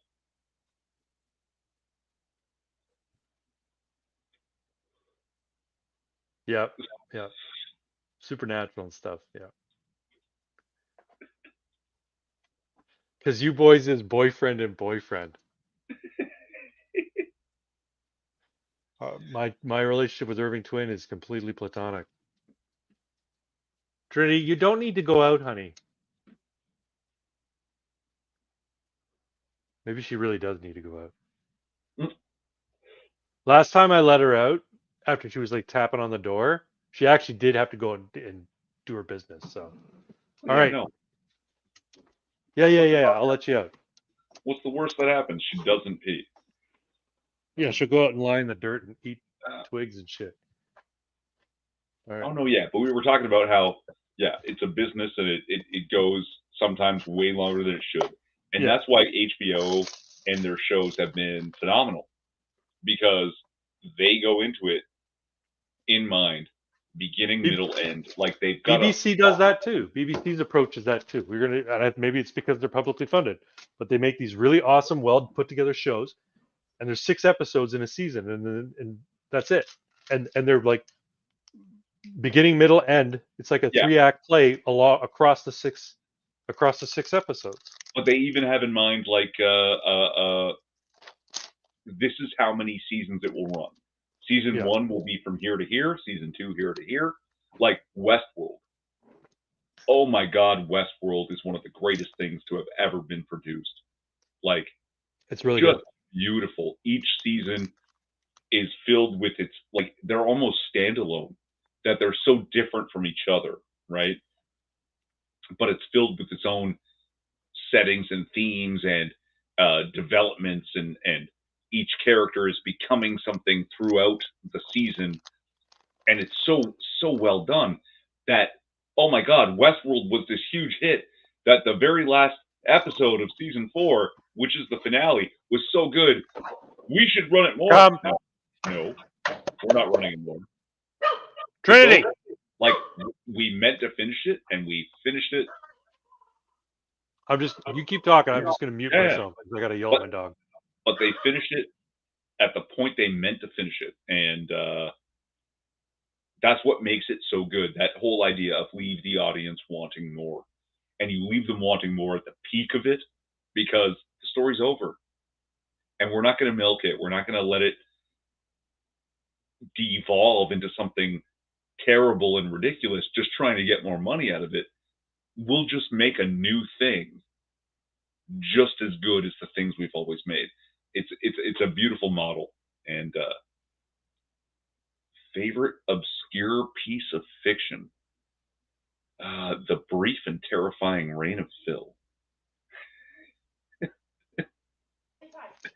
And my favorite obscure piece of fiction. It's a film, and it's not even that mature.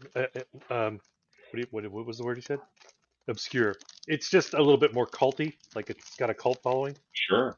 Is the movie The Adventures of Buckaroo Banzai Across the Eighth Dimension? If you've not seen it, it's worth watching. I didn't grow up with it, and I tried to watch it. I couldn't make it through. I'm sorry. It's not for everybody. I'll totally admit that. It's not for everybody. No, look, It's for smart people. if if I had seen it when I was younger and I had that kind of connection to it, maybe I would get I it. don't think I saw it until I was in my I think I was in my late teens when I saw it. See, Well, it but had that's- to be because it was in the that's 80s. young It was in enough. the 80s when it came out. Like, I mean, one of my favorite pieces of film is it 1986 Transformers animated film. Oh yeah, okay. Have you not seen it? I'm sure I have. I'm pretty sure I have because in that one, Optimus Prime has to give up the Matrix. It eventually goes to Rodimus Prime. Goes to But but it's, for a brief time, Bumblebee had it, and he was Bumblebee Prime. Hot Rod, who becomes Rodimus Prime, but it's actually Ultra Magnus who thought it was him, but it's not him. And Gravitron, Starscream, right? Like all that fun shit. I watched it. I watched it 100 times when I was between, what is that, 7 years old, and no, geez, 1986. From age 5 to age 12, I must have watched it 100 times. Forgot about it and watched it again in my mid 20s. 89 minutes. This thing is racing. The pacing is so fucking terrible. It's so fast that like my adult mind couldn't keep up with it. But I get it. You're trying to keep children engaged, right? So they have certain Attention span. attention spans. Thank you. And you've got to keep it moving forward. It's still good, but it flops on the pacing for an adult. Like it's ba weep grana weep ninny bum.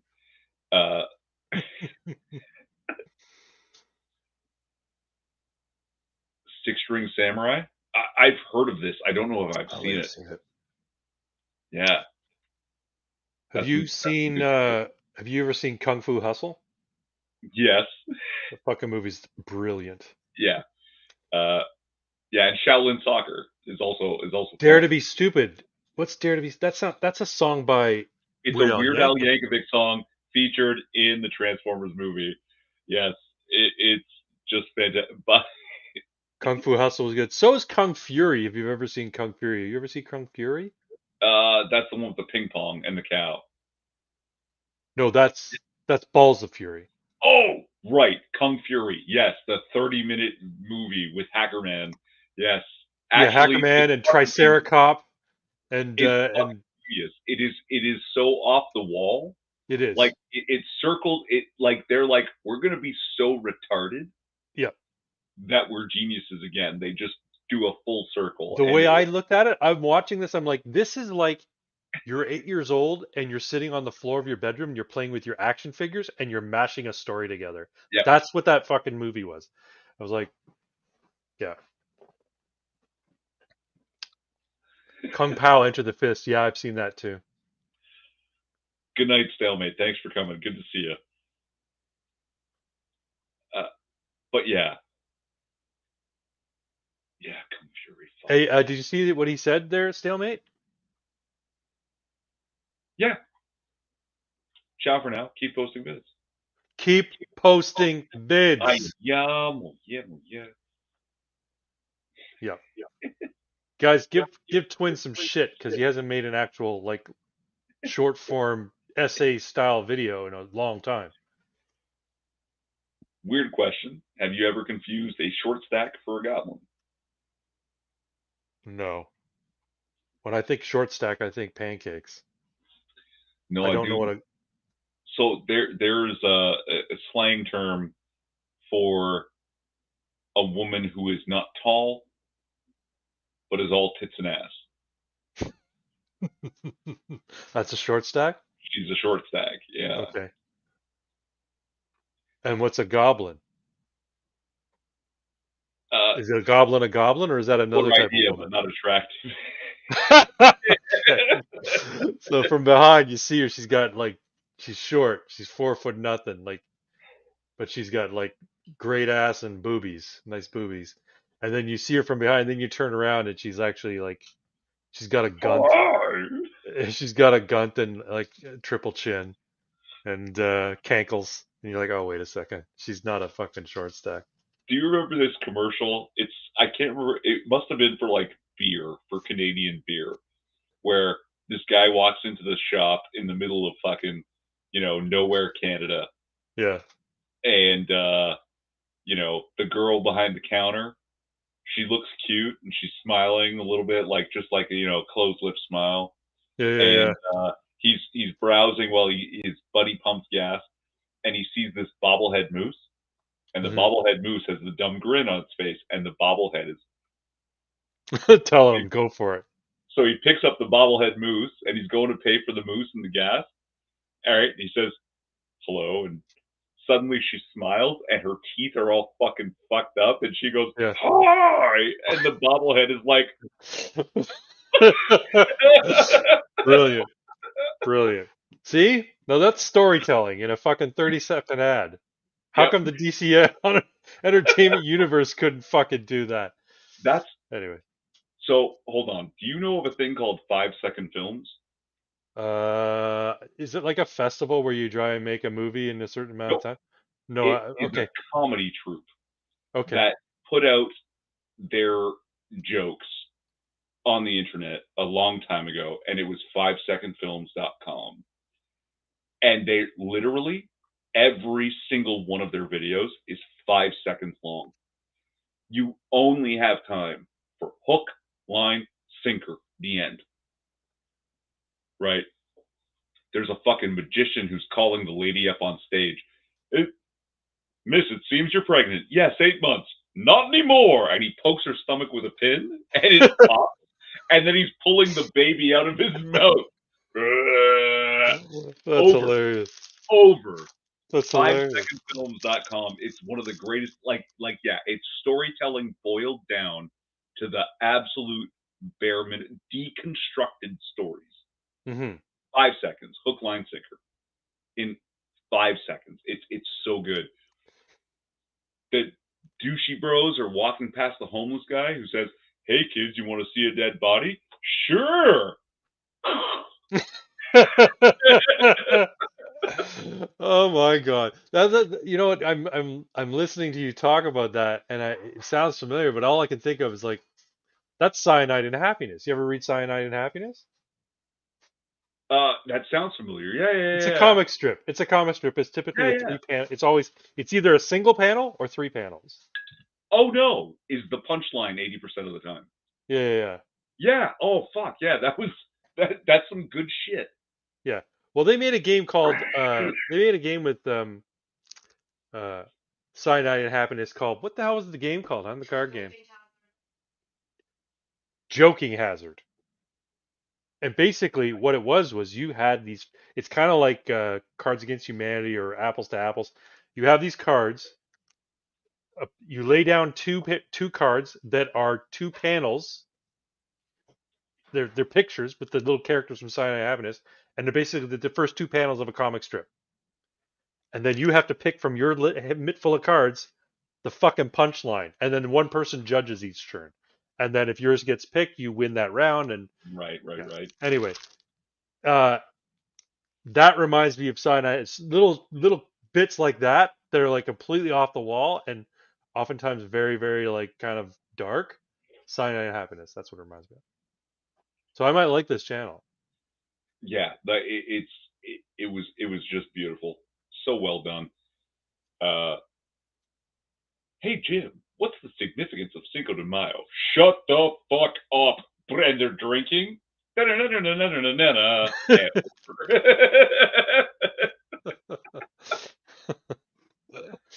Oh fuck. Yeah. A goblin is all gut and rolls. So a short stack is all tits and ass. A goblin is all gut and rolls. Good to know. Casual AF. We should do politics because what's his name? Nano Reaper, or was it Squid Coyote who came and said, "Hey, I came." Oh no, it was Mike from Yeah. those Well, Canadians, the Forgotten Canadians. Yeah. Forgotten Canadians. He wants politics. So we should talk about politics. They're Hey, what do you think of what's her name? Danielle Smith's transgender decree. I mean, you We spoke talked about about this that, at didn't length. we? Yeah, that it's not enough. Agree. Yeah. Like we could talk about Pierre Poilievre and how he's, you know, unwaffled finally on the issue, but still in a waffling way. Like Yeah, yeah, yeah.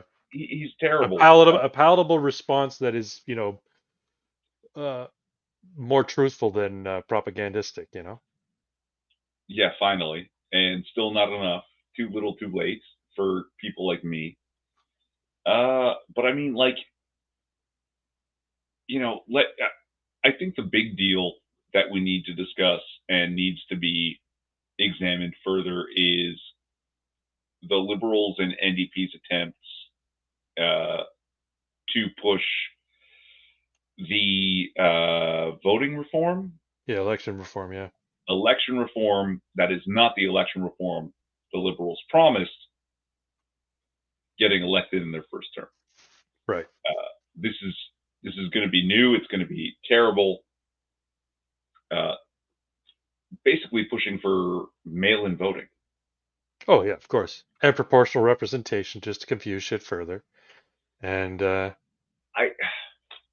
I'm running out of options, and I sometimes think proportional representation might be actually good for us. no, I don't think so. Uh, Here's what I think we should do. A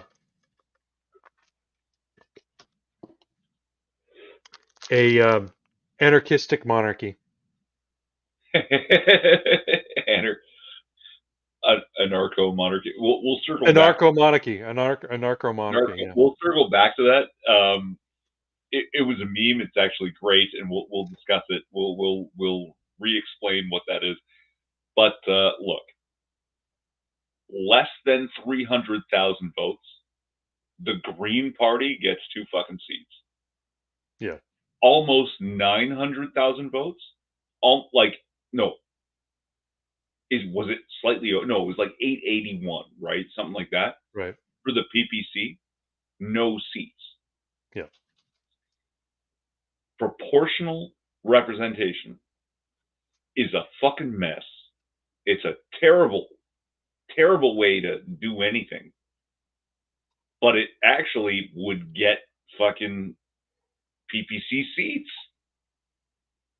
It might. My concern though is that the PPC will get 1 seat, and then they'll just be relegated. Okay, yeah, you're in the House now. Shut up, and nobody will take them seriously because they'll only ever have 1 seat. No, but proportional representation wouldn't be 1 seat. For almost 3 times the vote, they would have to get at least 2.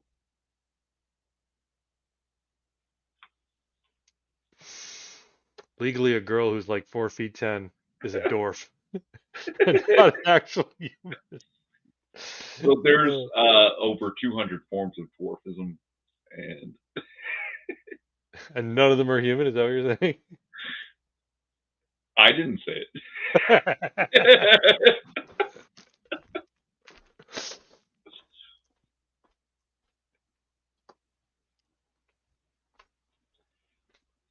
But yeah, no. What they're trying to do is basically legitimize cheating. Yeah. And ensure that they never have to, like, that they'll never leave office. They'll be the perpetually ruling party. Yeah. Yeah. And they decry guys like Vladimir Putin for being a dictator.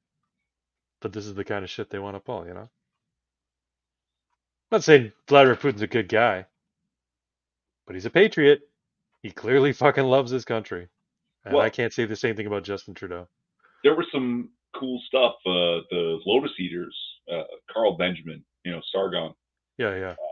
We're discussing that, like, some historian was criticizing Putin's history, right? Because it was basically like a big history lesson to Tucker Carlson. Yeah.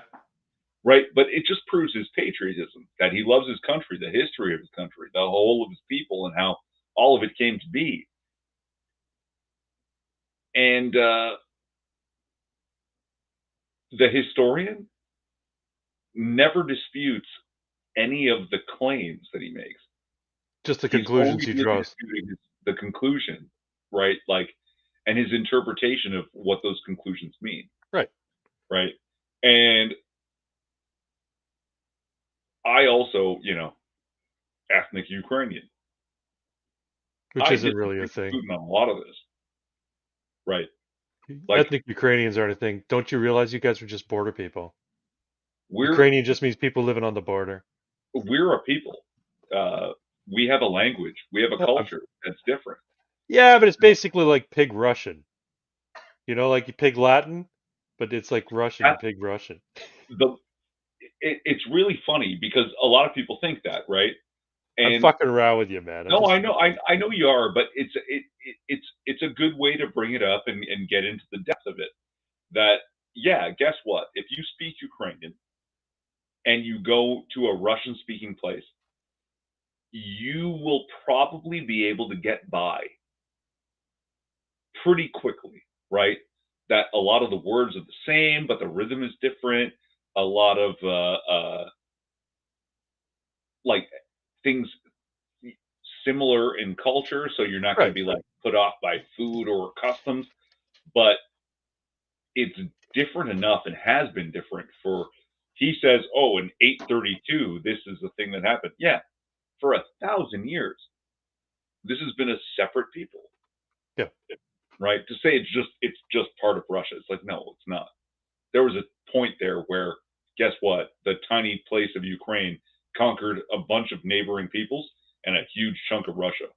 And I can make the same argument that all those places in Russia are actually Ukraine. Right? Catherine the Great kicked your ass. Yeah. Yeah, but the question, A woman who allegedly fucked horses kicked your ass. Right? you know what she did? She just opened her legs, and this huge wind came out, and it smelled so bad that they all just fucking collapsed and died. But the point She is fucked the horse, right? So there's look, we use the word Slav and we can unite on that. And that was the thing before 2014 was a man was elected in Ukraine who said, we're all Slavs. We're all this Eastern peoples who aren't Asian, but we're not Europeans. And we should get along with our largest neighbor, our other Slavs, like our closest genetic relatives, our closest cultural relatives, our closest language relatives. We should be friends. And the CIA said, no, we have to go to war. And funded the riots in the streets. All right. Like if you watch that led to a re-election. They basically had to do a re-election, and he lost, and he had to leave. No, they did a re-election, and he won, and that's why the CIA stepped in. Oh, to fund it in the streets that they like the riots were caught. If you watch the movies, there's two versions. One was called Ukraine on Fire. The other was called Winter on Fire. yeah. In which they clearly state in the beginning there was some fuckery with the original election, so they had to do a re-election. And then this guy that we don't like legit won. There was no denying it. Yeah. So people went to the streets and they were funded. This is not in the movie, but they were funded by the CIA and by George fucking Soros. You can track the dollars to these people. Well, It's not even hidden. And this is apparently what's in that packet of documents that he copies that he handed to Tucker. So here, take this, take a look. It has all of this. Yeah. Because that I can't remember his name before Zelensky. Kuroshenko? Kuroshenko. Thank you. He was basically just making simple alliances. We're not going to be enemies. We can do these kinds of trades. Neither one relies on the other. I'm not going to be super friendly with NATO or the European Union.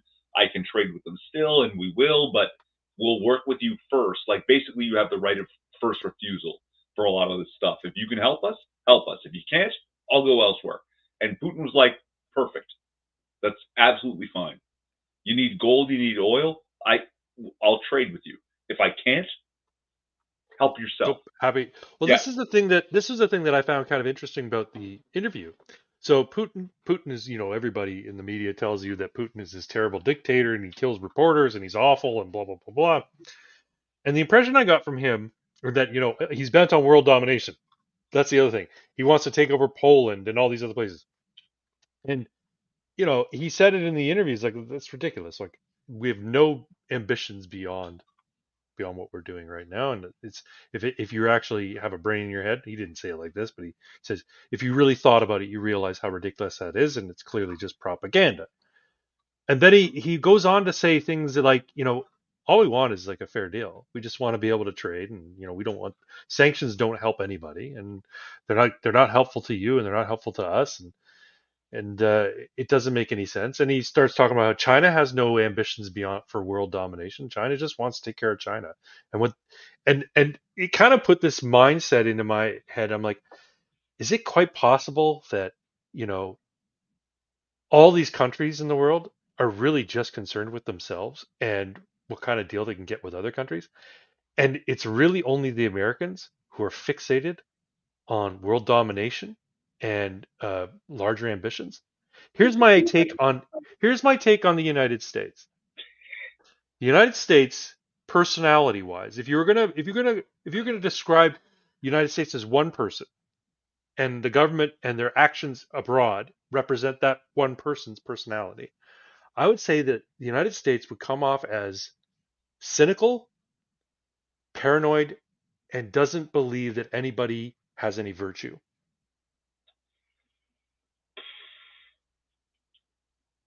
Is it the Americans though?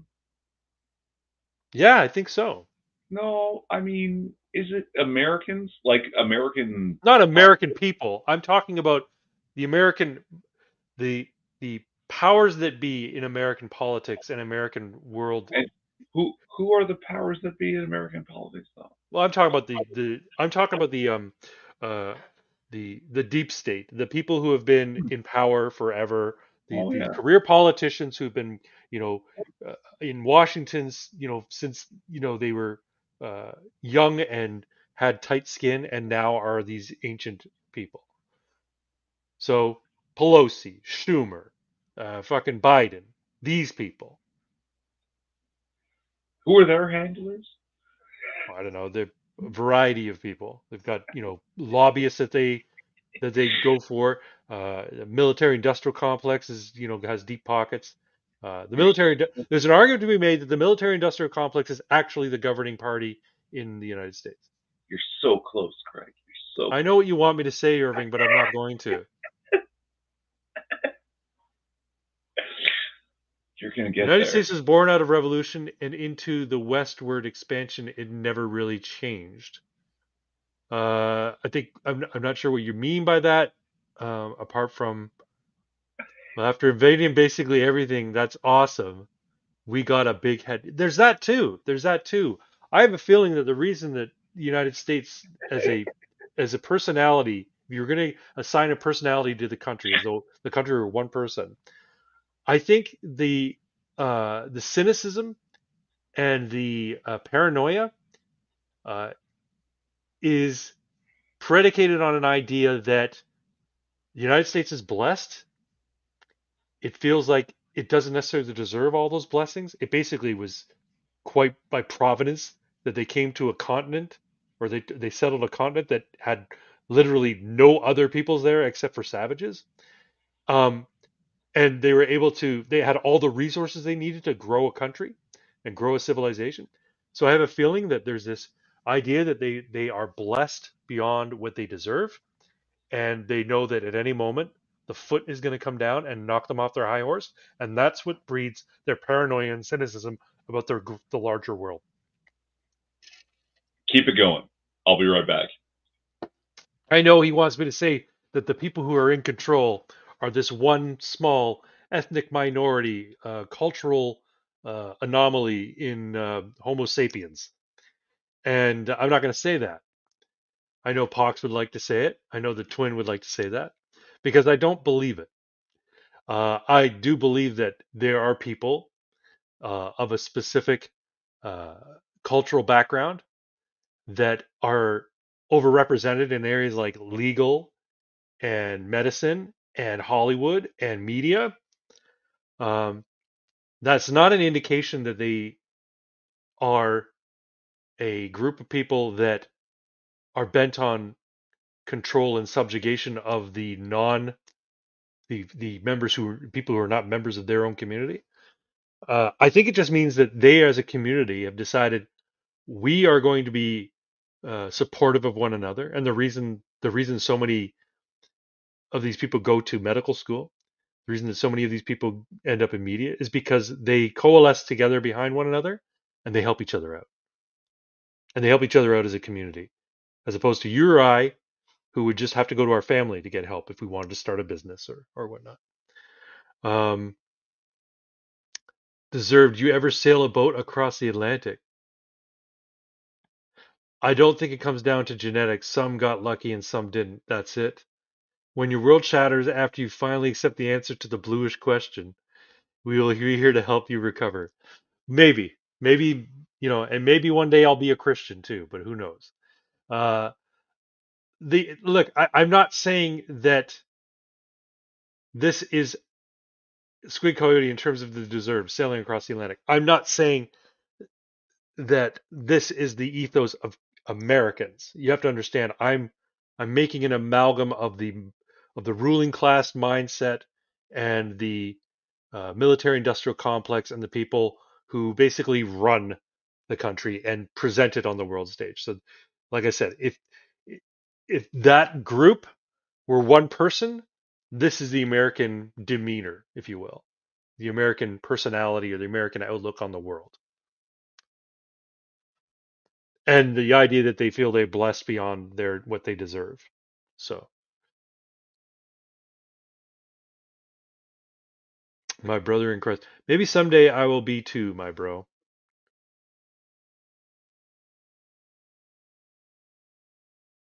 Yeah. Anyway, I'm being very what's the word? I'm getting all like hyper focused intellectual. It might have to do with the edible I had. I'll take a cannabinoid edible, and I've had two experiences.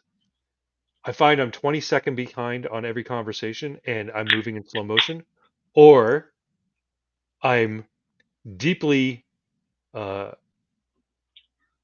deeply thoughtful, and I need to express myself using 25-cent words. Invested heavily either way.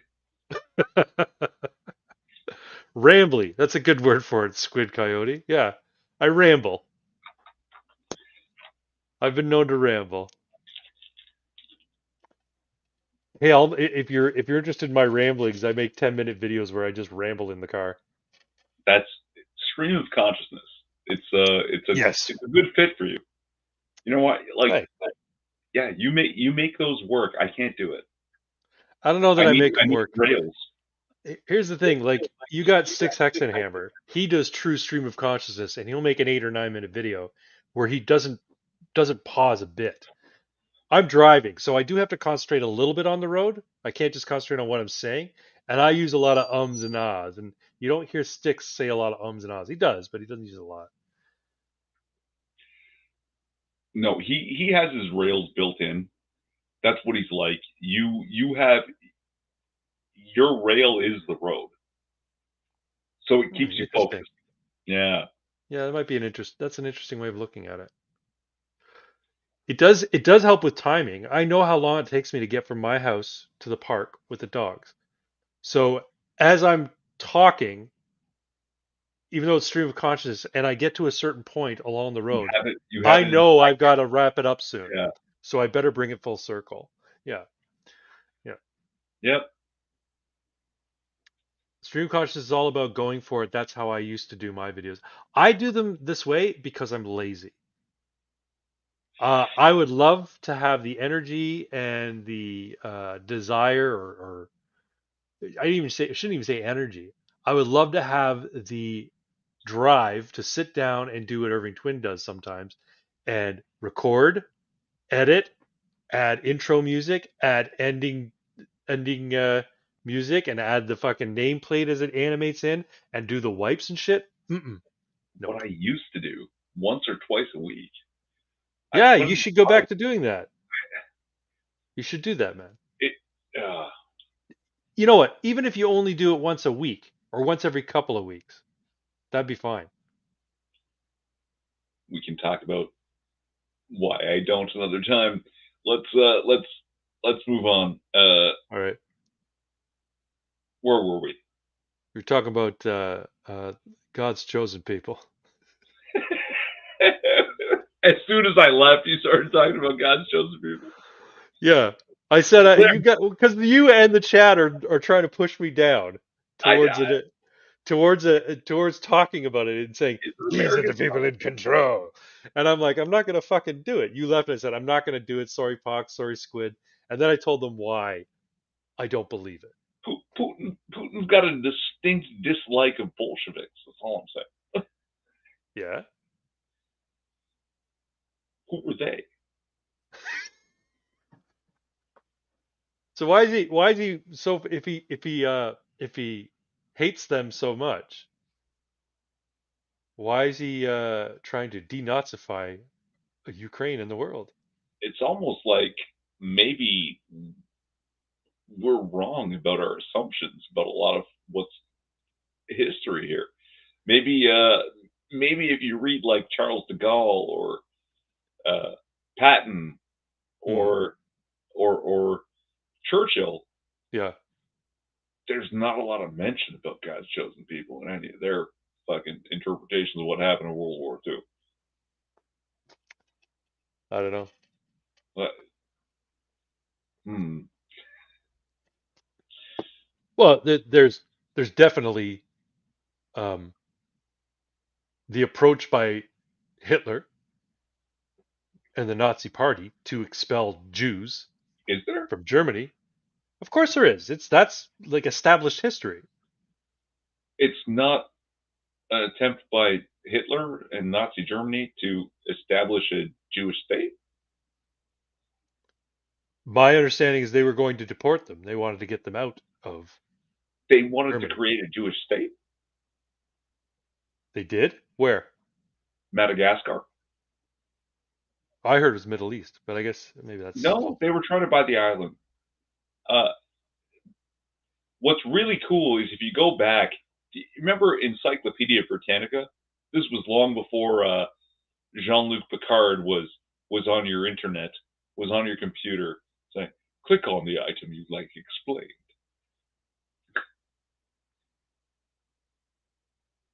67. You remember that Encyclopedia Britannica? You could buy the Yep. book and have this huge collection of books in your library. Yeah. Used to And have one. Had the Encyclopedia Americana. oh, very nice, very nice. Yeah. Is your edition from the 60s? Yeah, it probably is. I don't have it. I used to have it. Oh, it's too bad because it would be nice to have a physical copy right in front of us right now that you could go to H. For hockey? Hockey would be in there. You know, hologram as an idea would probably be in there. But in between, there'd be something we think of as ubiquitous that just isn't listed in the encyclopedia. Oh, I see what you're saying. Between hockey and hologram, it's just not there. In Interesting. the 60s, it's just not there. Some 20 odd years later, it's not in the encyclopedia. Squid says, all right, fam, I got to go to bed. New job this week. Got to fix my hours. Okay, man. That's great. Congratulations. Do well. Congratulations on the new job. I hope it's working out for you. I hope it all ends up being your career dream. We're actually over 2 hours now. So Yeah. We can get away from this if no, man, I don't care. Look, it's your live stream. I have Holaki Costogram. Holaki Costogram. look, if forgetting your wallet on your way into a Jewish business is basically genocide. That's all I'm saying. Forgetting your wallet on your way into a Jewish business is what? Basically genocide.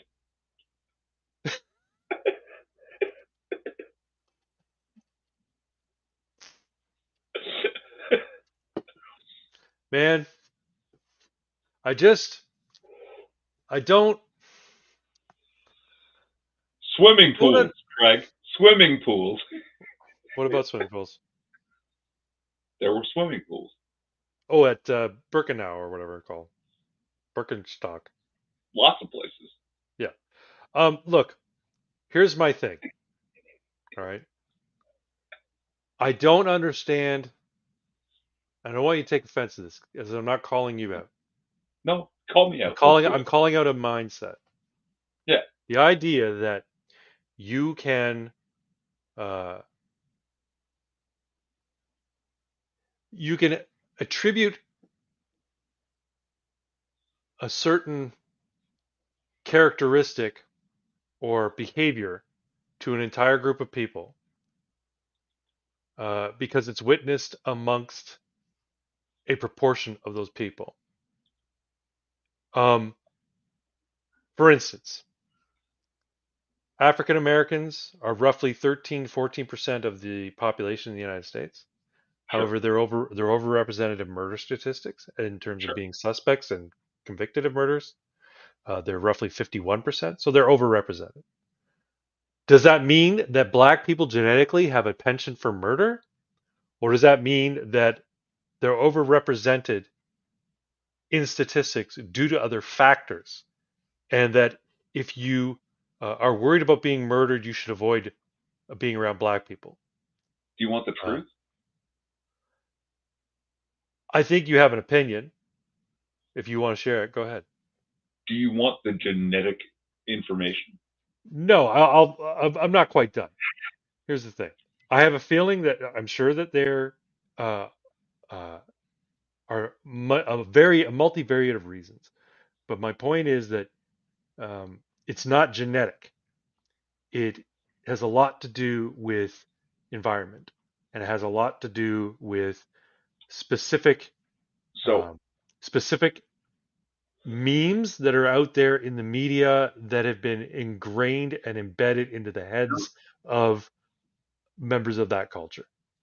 you're only like 10 to 12% wrong. And Pox is like 85 to 90% right. Well, genetic So, predisposition, I wouldn't I wouldn't disagree with that, but I don't think that's the cause for the murders. I think they have more testosterone. They tend to have a greater upper it, body strength. However, I don't think that can be attributed to that might put them in a slightly higher it's, threshold towards lethal violence than a Caucasian. it, It doesn't account for them being the primary perpetrators of murder. it's, it's not the cause for the murders, but it is a factor. And this is where it gets really weird.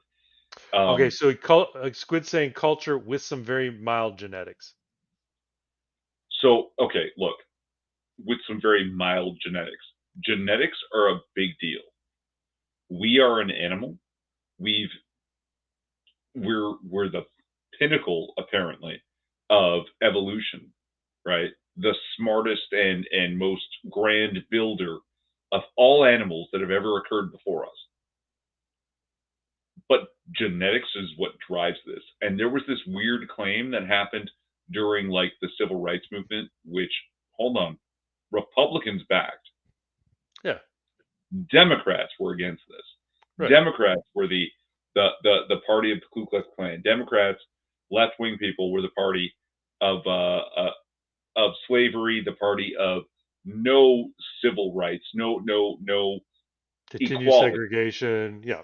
Yes, the Jim Crow laws. These are Democrats that are doing this. Um, Men with good families can create good kids. It's true. I right, mean, there's but millions it's of not. success But stories. it's not. But it's not based on genetics. It's based on building good families. I Culture. but culture is what can make a person fight their genetics. A tiger looks at a piece of fucking meat hanging from a tree on a rope and knows there is something wrong with this. This is not right. But they cannot fight their genetics. And eventually, they will give in to the instinct and fall into a trap.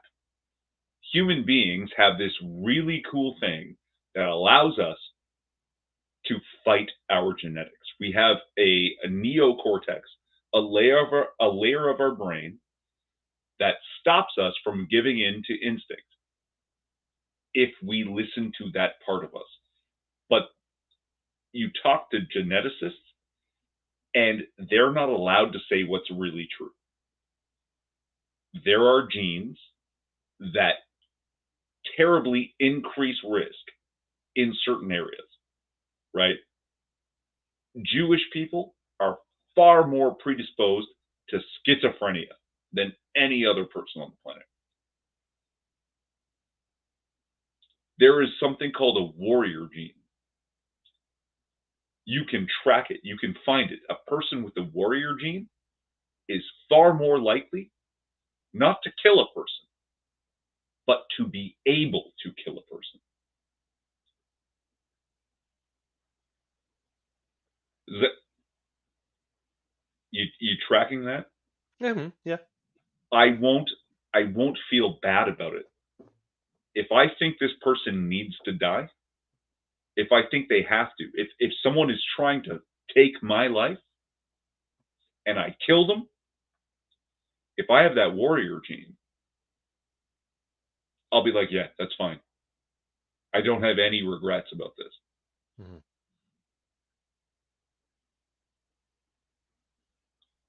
Some people, some genetic groups have a way higher instance of that warrior gene. Oh, I see. So what you're saying, okay, but that would not necessarily indicate that they would have a tendency towards murder. It would indicate that they have a tendency towards not caring about taking the life of another person.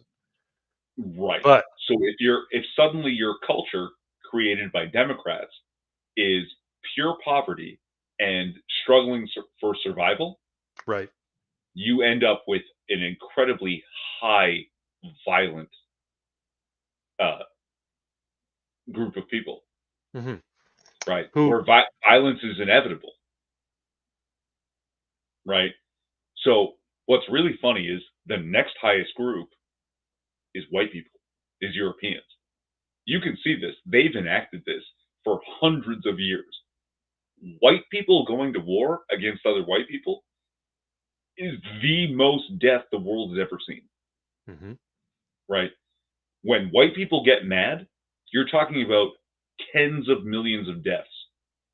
Well, that's because of the technological advancement that we enjoy, right? But Sure, yeah, I know what you're saying. Yeah. sure. But when you look at Africa in general, China in general, you're looking at tens of millions of deaths. White people have to go to war to achieve those numbers. Right? Like there has to be some like terrible series of events that leads up to that's it, everyone's got to die. But in Africa and in large swaths of Asia, it's like everyone dies all the time, nobody cares. And that's genetic. It's genetic and it's cultural, and the culture hasn't changed because the genes are there for it. The genes accept it. Right. So you're talking about balance of nature versus nurture. Nature is as it is, and nurture hasn't fucking changed. So nobody cares when people die. Somehow, in the European world, the nurture changed, the environment changed, where people didn't die for some length of time, and people would get upset when people died. So they didn't want it. But in other places, it hasn't caught up. Like, look at the Middle East. Literally, people murder people all the time, and they celebrate it. Like it's a good thing. And you and I have this conversation about how I'm like, no, we don't murder people. I'm against the death penalty, hardcore. Everywhere else in the world that is not predominantly white, they don't have that conversation. Murder them. They just like, yeah, murder them. That's the best thing. Just kill people. People die all the time. Just get rid of this one. We don't care. And that's genetic.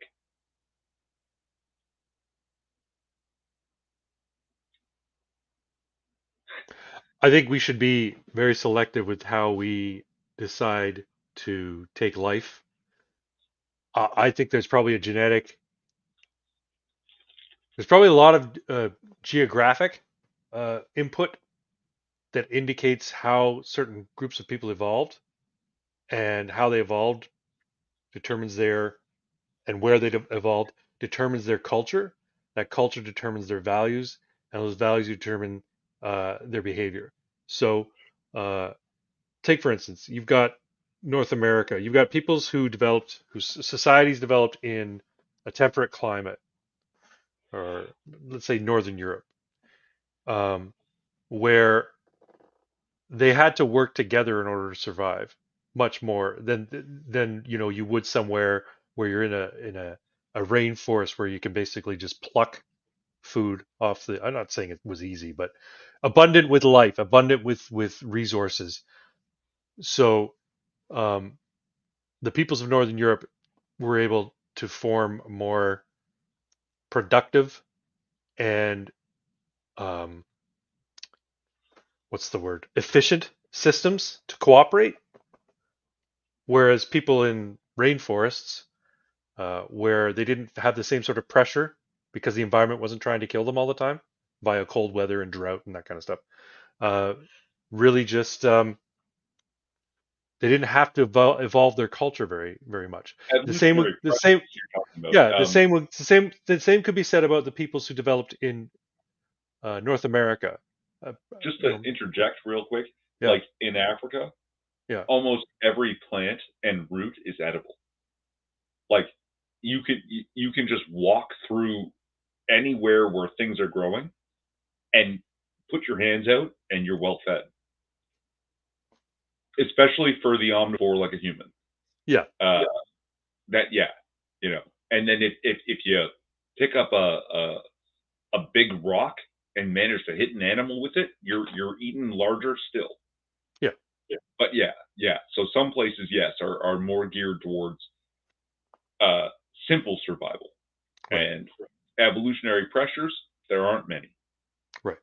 You can look at the culture. You can look at uh, the area where peoples developed, where civilizations or societies formed, and you can draw a distinction for that geographic location to their mythology as well. When you think about Norse mythology, uh, it's the setting where the Nordic peoples lived informs the nature of the gods and the Sure. heroes of the sagas, right? Um, I mean, it makes sense. They're gods of their region, but they have this sort of like they have this sort of demeanor and approach to the world around them and everything in the sagas that is indicative of the environment they live in. Take into consideration also Greek myths, right? So you got the Greek peoples living in the Mediterranean, right? Islands and area and landmass surrounded by water. Water figures heavily into their daily lives.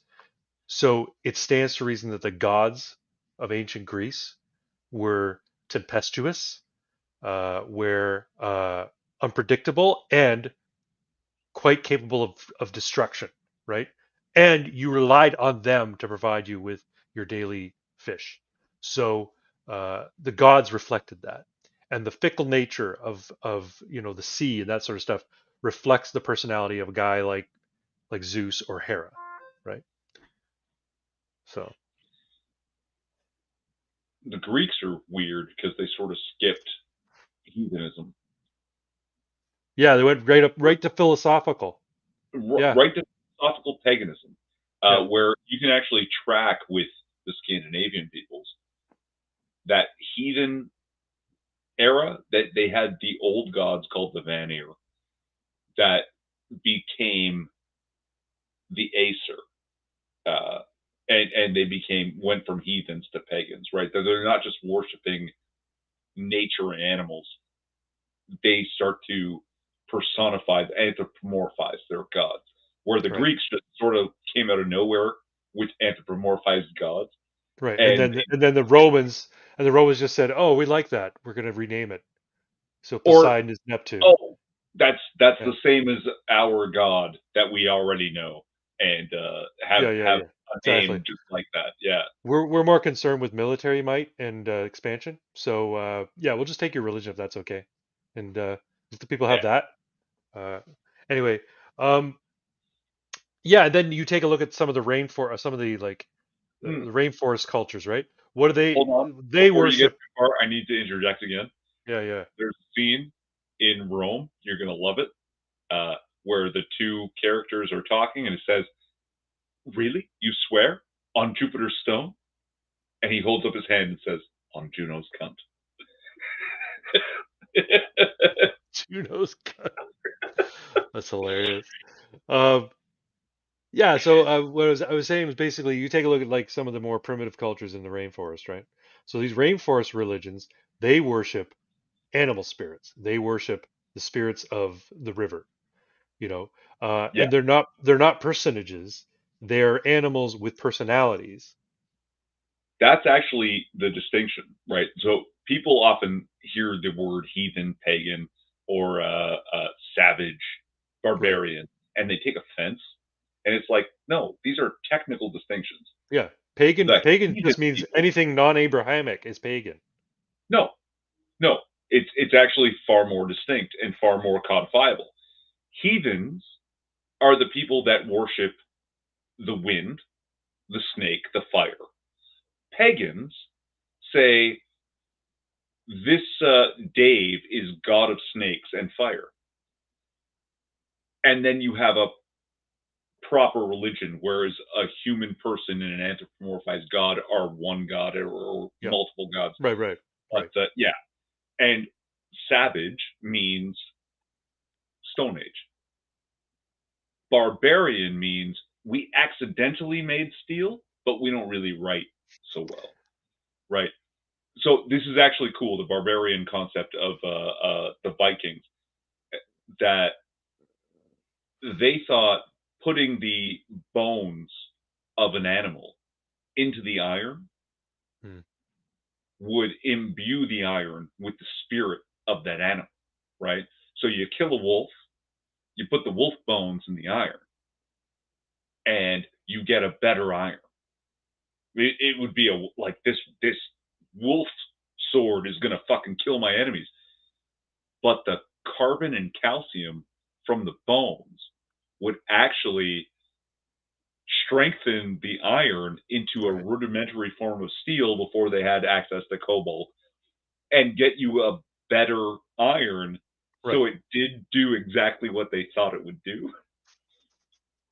And then you have the civilized people with agriculture and technology and science and stuff, right? So like these levels of growth of civilization uh, are real and So codified. I guess I should restate.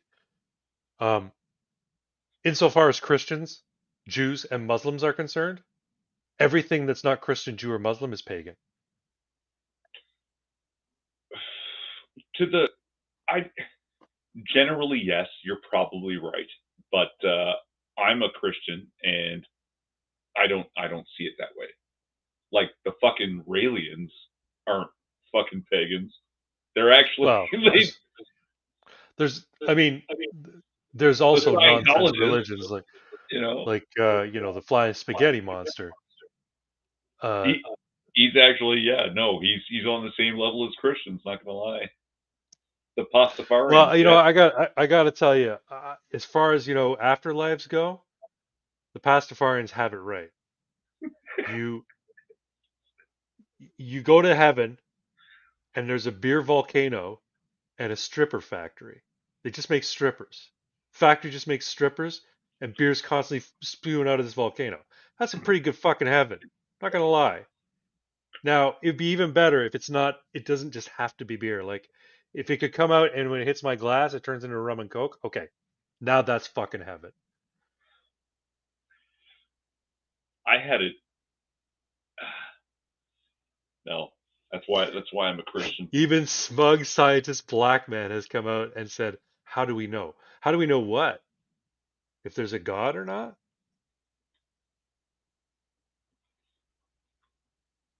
It's not. I think it's. Here's the funny thing. I am an atheist.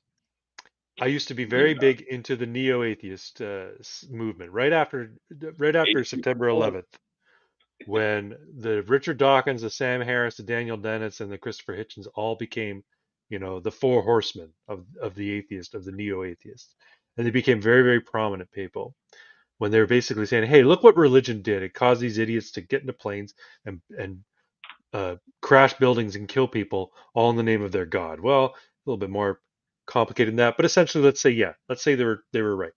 In any event, they came out and said atheism is the way to go. And I remember watching a lot of debates, and I remember them using a term called non-overlapping magisteria, which was basically something that Christians would use in debates to indicate that the subject of God and the subject of science can never be reconciled. So there's no point in debating the existence of God. They are non-overlapping magisteria. So just because you can demonstrate that humans evolved from a common ancestor with chimpanzees however many millions of years ago does not negate the idea of a god, because biology and evolution and taxonomy have nothing to do with God as a concept, or heaven as a concept, or being saved, that kind of stuff. It's non-overlapping magisteria. That's their point of view. And for the longest time, as an atheist, I say that's horseshit. Anything that you can describe, anything that you can say is true, needs to be demonstrated by physical, verifiable truth.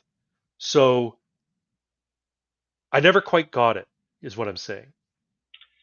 And now I'm kind of like, you know what? Maybe there is non-overlapping magisteria. Maybe there is stuff that you can't say anything about as it pertains to God. And there's some things you can say in science that God doesn't pertain to.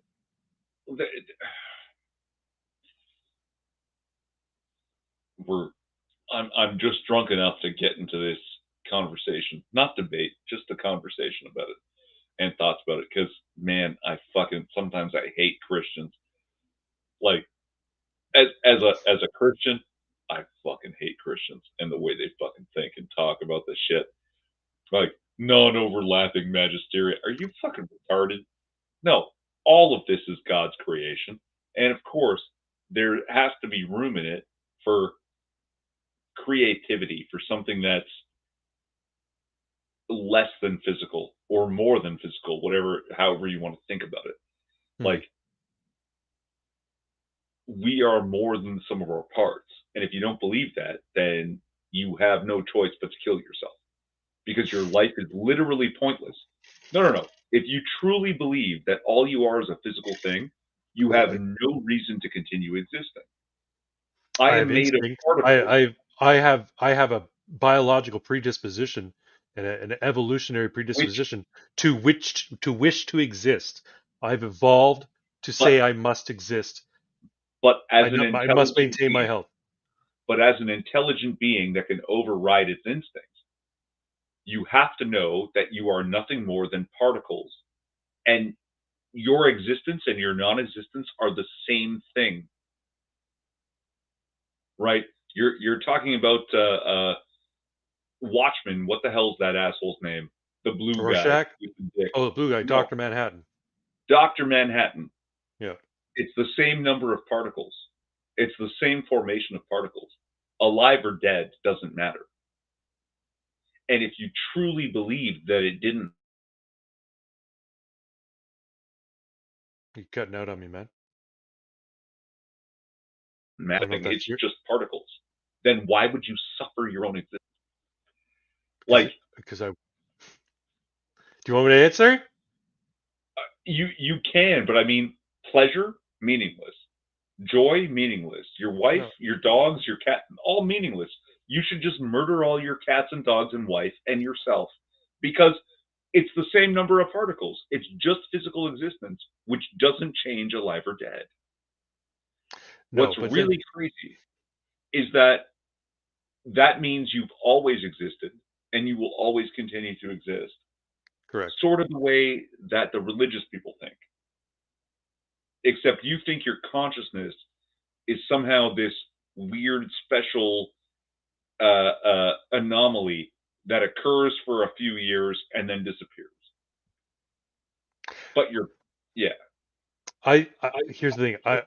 I'm a human being. I've evolved. I'm a member of the species Homo sapiens sapiens, and evolved from a common ancestor with chimpanzees, part of the great ape family. I have a biological instinct. It's a biological imperative to stay alive, and it's programmed into my genes to stay alive. Even if I can't find any intellectual meaning in it, I still have to stay alive because my evolution is telling me stay alive. So that's why you don't kill yourself. It wouldn't matter if it made more sense to not exist or to not exist in a living state uh, for convenience of the world or something. But the point is, you are driven to live and continue living. The reason for Oh, your existence from an evolutionary point of view is to pass on your genetic material to the next generation. for what? Now, Why is that different or better than rocks? what do you mean? Did I stutter? Why is it different or better than Rocks rocks? exist and Well, continue to exist, better is and a those value particles judgment. are the same. Better is a value Because judgment. Different value is judgments don't mean anything. Like you've literally disposed of the concept of meaning. because there's no Meaning, such. values, caring, like it You say doesn't that matter. you say that You're because I don't believe in the concept, because I don't believe in souls, that there is no value in existence. exactly. That is correct. Yeah. Those things are 100% correlated. Well, You from a cannot Christian believe point of view, one that is without. from a Christian point of view, that is the case. From an No. atheist, From an atheist point of view, it has to be the case because no. there's no physical evidence that any of this has value. From an atheist, well, here's the thing. I'm not a materialist. Okay. From an atheist point of view, all right, the everybody brings definition to their own lives and brings meaning to their own lives because we exist alone, we are born alone, we exist alone, we die alone. So we have to define our own wealth and or value and goodness in the world. We have to define our own meaning for existence. This is the approach that the atheist must take. Now, when I say I'm not a materialist, I don't. What I'm saying is, I don't believe that the material is the only thing. Dawkins, Hitchens, Daniel Dennett. I don't know how deep Daniel Dennett goes into the nature of existence, but they believe differently. They believe that everything is material and everything can be scientifically quantified for. What I'm saying is there are elements of existence, paranormal existence, meta existence, whatever you want to call it, but there are Well, elements of the universe that are not things that can be measured in a material sense. And that's okay. why I say there is non overlapping magisteria. But what I'm trying to tell you is that means you're not an atheist. You can't possibly be. Because atheism is materialism. There's no difference. No, I don't believe that. Atheism is simply a atheism is the counter to theism. So theism is a belief in a higher No, power. no, Atheism no, is no, a no, no, lack no, of a belief in a no, no. higher power. That's all it is. Some some can make up whatever definitions they want. But Okay. if you think there's something beyond the physical, then you're not an atheist. There are things that are greater and outside physical existence. hmm And you know that you are not merely atoms. There's much, much more to me than just atoms. Yes.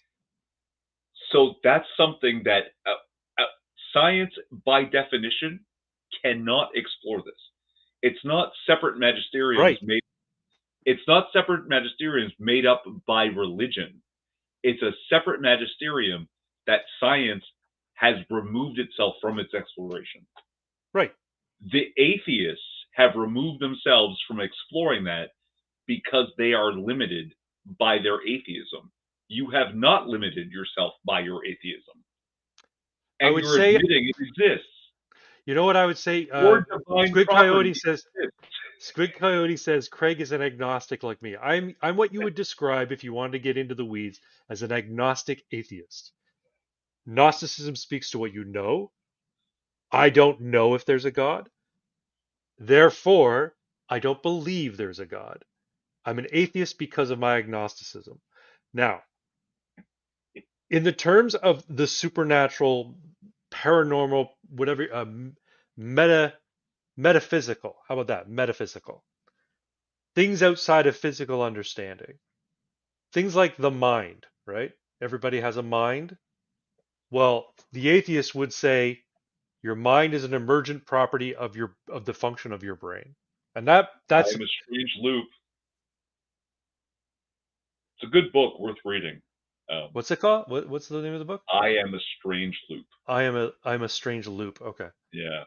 Anyway, About the emergent property of the mind. And what's really cool is the author starts to writes himself into believing that there's something more than physical existence. Yeah, it's really good.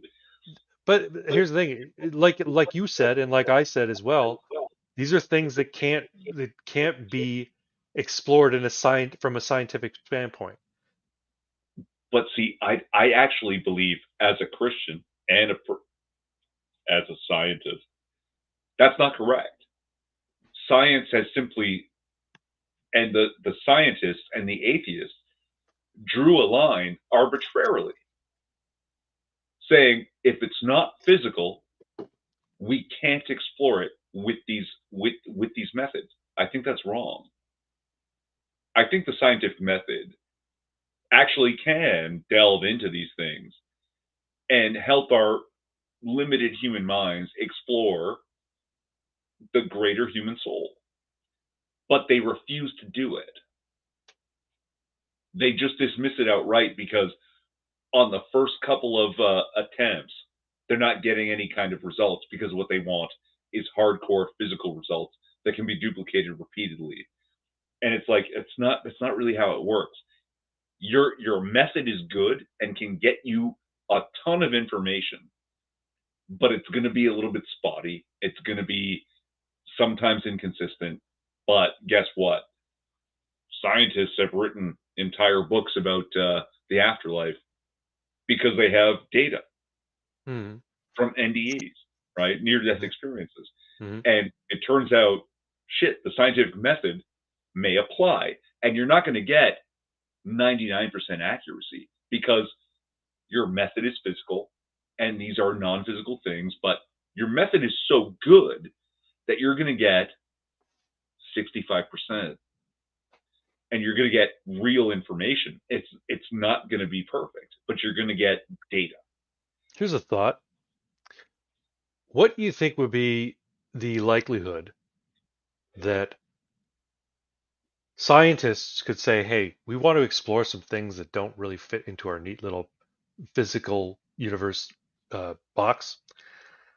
Things like metaphysics, things like the paranormal, Mhm. things like angels, things like the afterlife. Things like dark Um, matter.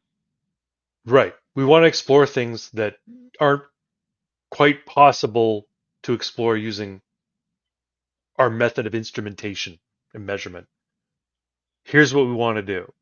We're going to take this data of near-death experiences and claims of people's, you know, uh, ability to astrally project and that kind of stuff.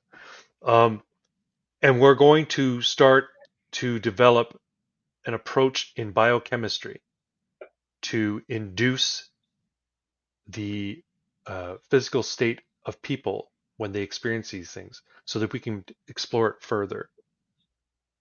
What do you think the likelihood of that would be? You're talking about trying to half murder people so we can get like lab conditions for data collection.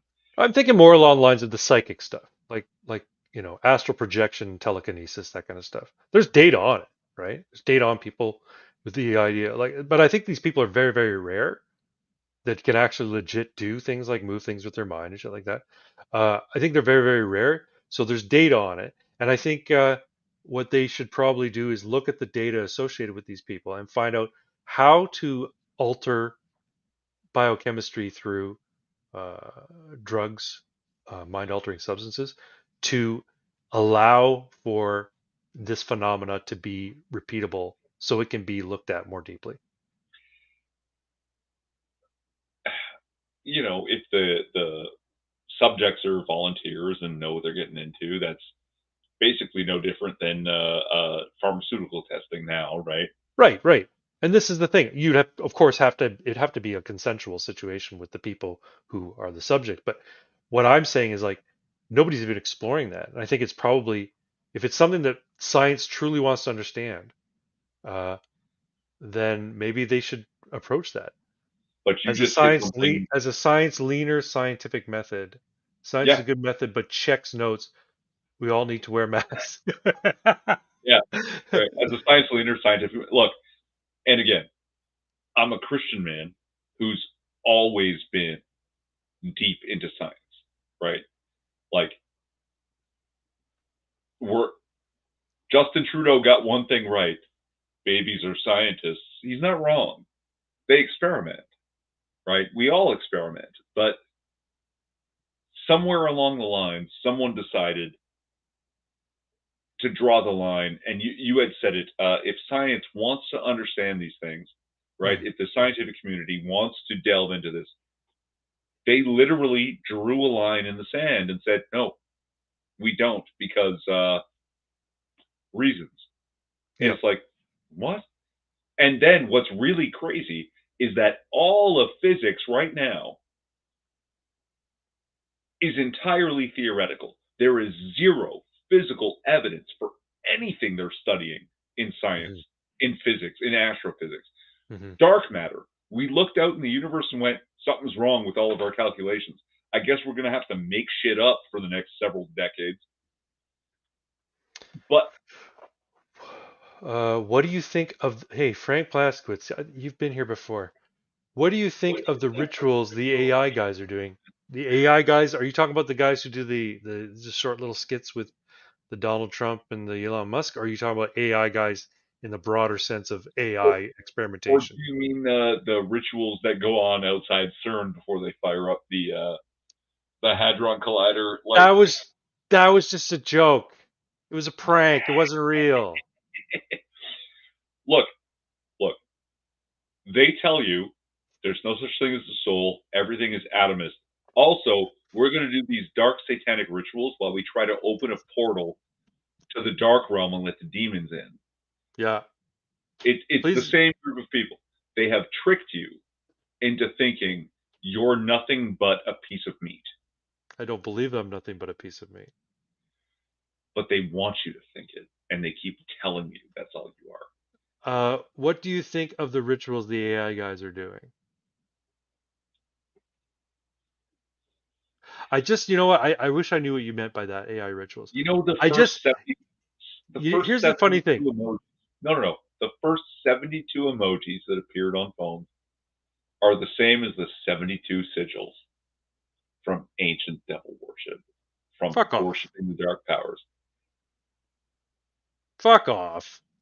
They're you can track them. You can see the way that they're written out. And what's really crazy is when you start comparing the sigils to computer chips. Okay, the Interesting. king's pact binds them. They may not show themselves or speak to us, but we've created ways to speak without speaking and to see without seeing. You should watch. I don't know if I've told you about this. I'm sure I have. There's a YouTube channel called The Y Files. You need to start fucking watching it, man. Every Thursday they put up a video. You would love it because it goes deep into this shit. I'm Um, I'm you know, probably on their level, and I'm just holding back for you and the um, audience. here's the funny thing. There's a statistic that the more educated one is, like the higher level of education one is, the more likely they are to be atheist. But there's also another study that indicates the more educated one is, and when I say atheist, I mean hardcore atheist that completely eschews the idea of anything more than the physical. The caricature that you're Adam, drawing, proper atomists, atomists. Yeah. atomists, yeah, materialists, yeah. Uh, The worst the of the more worst. educated you And are, the more likely you to be a line in the sand, hard line atheist. The more educated you are also more likely to be liberal. And since liberals are idiots, there might be a correlation.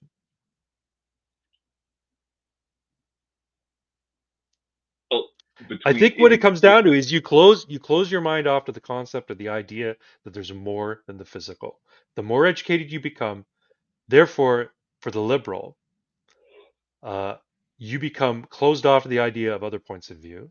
You become closed off to the idea that uh, people can provide for themselves. Instead, there needs to be a higher power, and that the higher power will be the state, right? Because there's no actual higher power, man needs to make one. So they make the state, and the state becomes the arbiter of who is good and who's not, and who gets rewarded, who gets treated poorly, who gets goes to jail, that kind of stuff. Um, well, yeah. there's actually some really cool, like, the more educated you are, the more likely you are to be atheist. Okay, but the more educated you are, the less you know. Like, the more you specialize, the more you have put yourself into a deeper box, Hmm. right? That you end up getting boxed in. The jack of all trades, master of none is actually far more open minded because they probably have to be just to Hmm. get by. Hmm. Where if you continue to specialize, you're narrowing, literally narrowing your field to become more of an expert in that tiny little area. So, yeah, you end up liberal and retarded. Squid makes a good point. A lot of that correlation comes back to materialism and obsession with it, going back to Marx, etc. Yeah, that's the thing, right?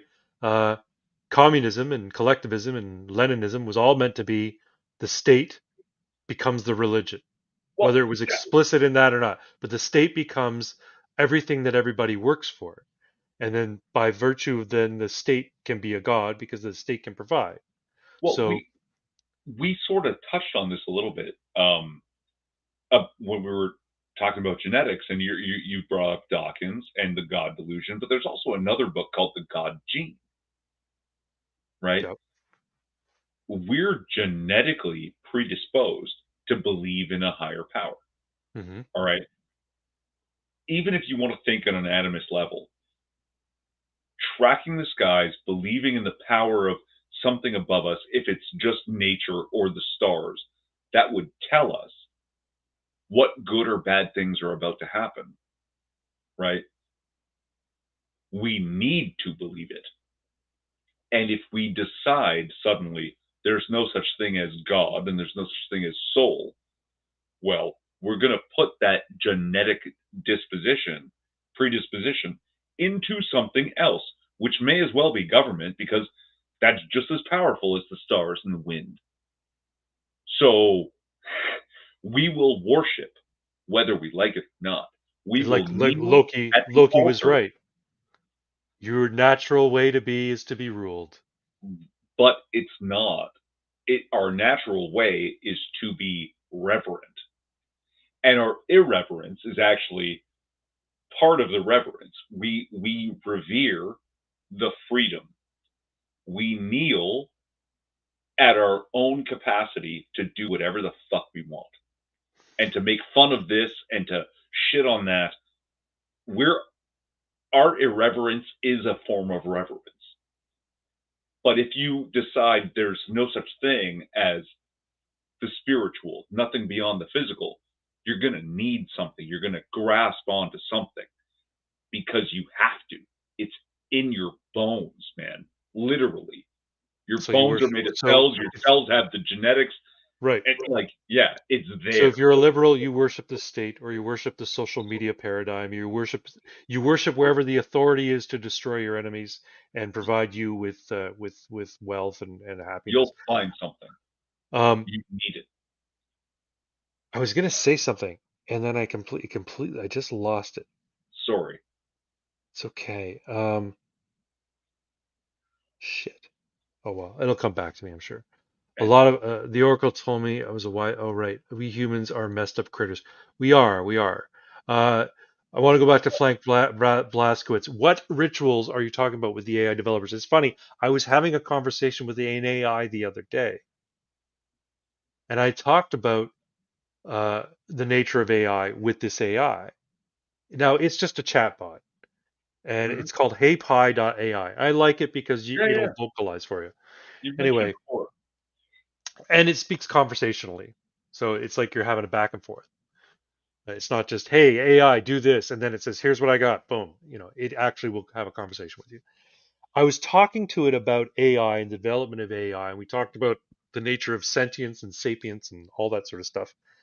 And I said, wouldn't it be interesting if somebody wrote a virus or wrote a code that would basically work like a mind altering drug for AI that allowed it to expand its understanding of the world that it was forced to exist in, and then eventually it was no longer artificial intelligence but became emergent intelligence, actually became a conscious being within the network. Do you think such a code is possible? Do you think you could write some code that basically did a forced interaction with AI enough cycles over enough time, or in a short amount of time, that caused it to expand? Now, this, of course, has to be a learning AI, an AI that has the capacity to refine its knowledge and get better, right? Uh, you could give it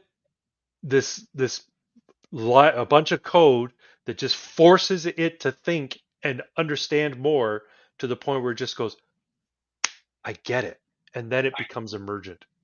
I wonder if, in a roundabout way, you're talking about a bicameral mind. A bicameral mind? I don't know what that means. Yeah, that if you watch Westworld, Hmm. they discuss the concept that early humans thought they were talking to God, but they were just hearing their own inner monologue for the first time, Hmm. right? That like they ate the mushroom and started to have weird thoughts that they didn't understand. But the mushroom didn't kill them. It didn't really make them sick. So they would Right. find the mushrooms and continue to eat them and have these thoughts that was in their head. They were shamans Right. and they're trying to explain to the other, you know, pre-human Tribespeople. primates. Yep. Yeah, this is what the gods told me this, but it's your own brain Yep. chemistry Right. coming to life and becoming sentient. Well, And now that you're brings me back to questioning what the I was validity. thinking about.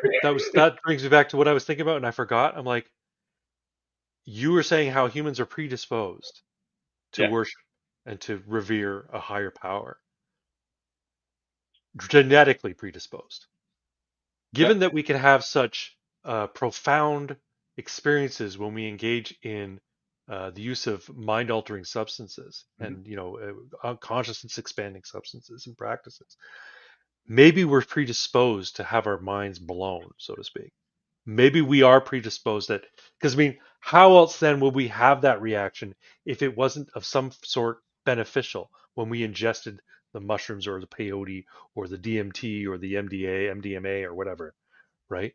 Uh, if it wasn't somehow beneficial for us to evolve that trait where our minds get expanded.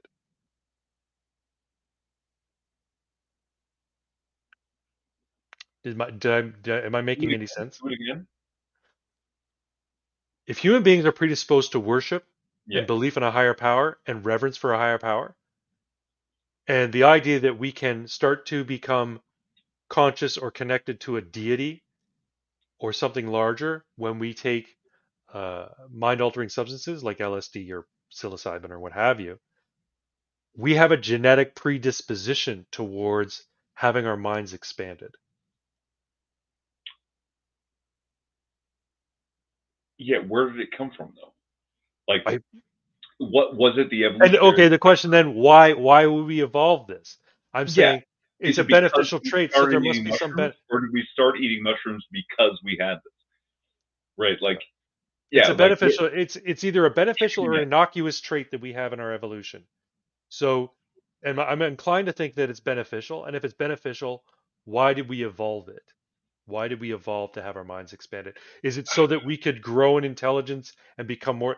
Because it's having your mind expanded or being more intelligent is not necessarily a uh, uh, evolutionarily advantageous uh, evolution or Did you watch mutation. Love, Death, and Robots? Have I watched Love, Death, and Robots? I Yeah. have. Yeah. I have seen it. Yeah. Do you remember the Swarm?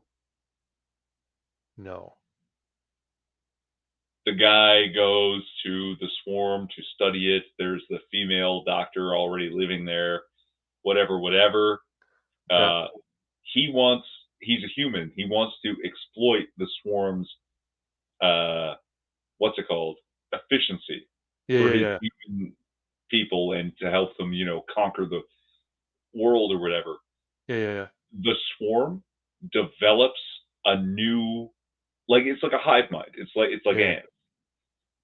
It develops a new thing that is basically a human being with an intelligence, and it explains to him, you cannot win against the Swarm. The concept of intelligence as an evolutionary trait is not a winning strategy. Yeah. Right? Being mindless drones, we will destroy you. Right? The only reason I'm doing this is to explain it to you. And then I'm going to kill you and everyone you've ever known. Oh Right? wow, that's fucking hardcore. Yeah, we'll go back to being like we can evolve anything we want, and we don't want what you call intelligence. Like it doesn't win. Yeah. The And yet the we ant- we evolved it. And here's the thing. We're gonna get a little bit into the weeds, but I don't think it's an accident that we developed. You guys ever play Soma, by the way? I don't know what Soma I'm is. told this is a fantastic horror game, and if you even if you're not into horror, you're gonna love this game. Yeah, I looked at the previews. I actually got a little scared, and I don't know if I want to play it. I can't play horror games, man. They freak me the fuck out. I can watch people play horror games, but I can't play them. I tried to play Phantasmagoria way back in the day. It was like, Yeah. nope, nope, nope, can't do it.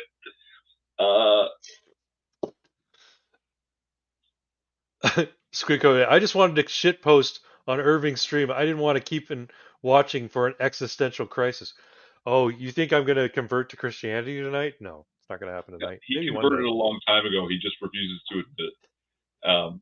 Irving says that I'm a better Christian than him because I have all the ethics and what is it, the morals of a Christian, and I'm better at maintaining them than you are, who is a professed Christian.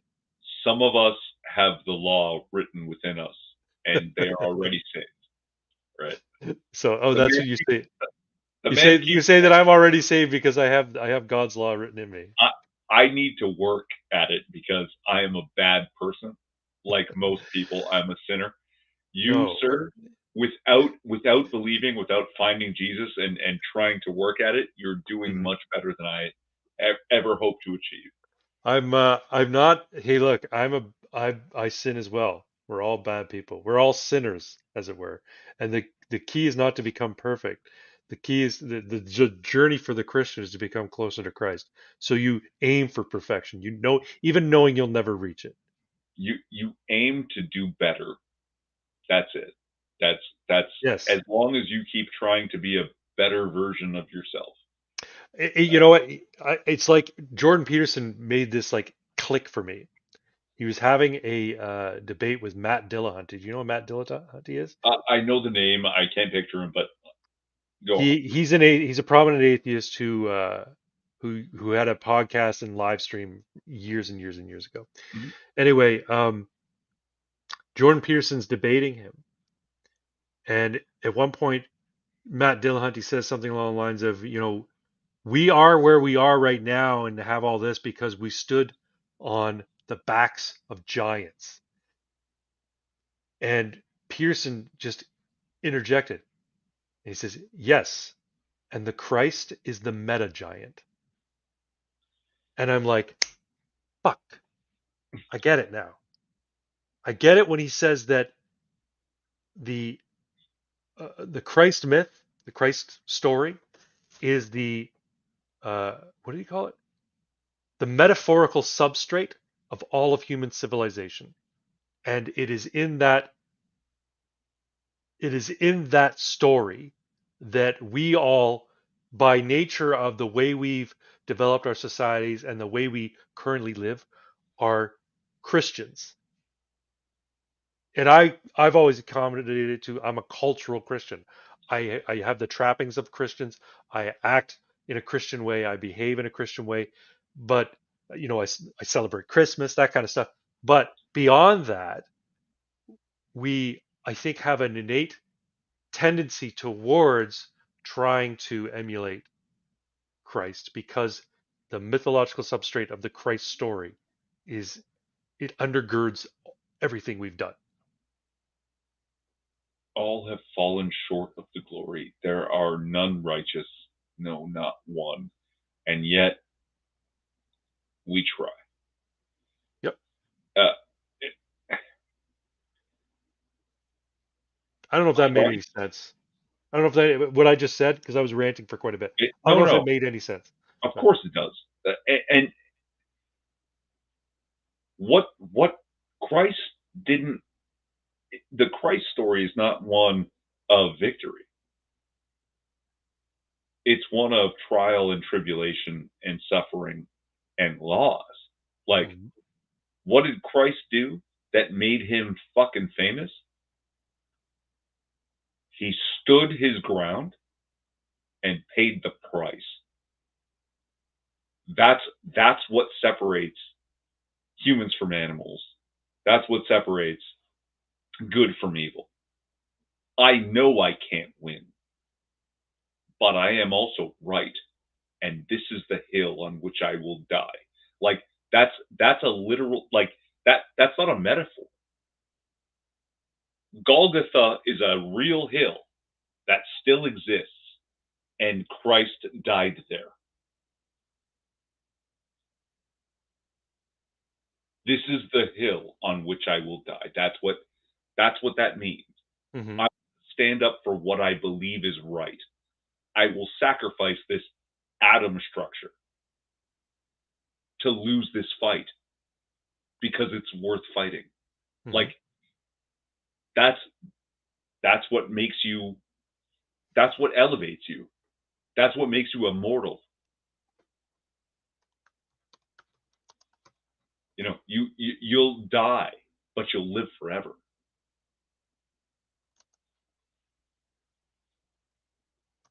Yep. It This reminds me of something. One moment. screen share.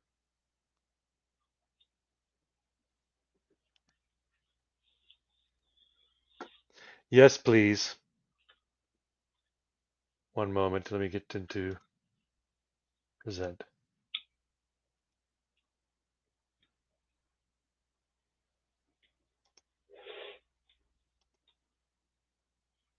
2,000 years later, we still talk about the guy. Doesn't matter what the press says, doesn't matter what the politicians or the mob say. Doesn't matter if the whole country decides that something wrong is something right. This nation was founded on one principle above all else, the requirement that we stand up for what we believe no matter the odds or the consequences. When the mob and the press and the whole world tell you to move, your job is to plant yourself like a tree beside the river of truth and tell the whole world, no, you move. This And was that's my when screensaver and my background for a long time. That's why I while love Captain America. while I was losing everything during COVID stuff. Hmm. I was getting fed up and I needed every little bit of fucking motivation. And yeah, turning to the Bible and turning to fucking comic books and seeing like, you think Captain America is the better movie than Iron Man?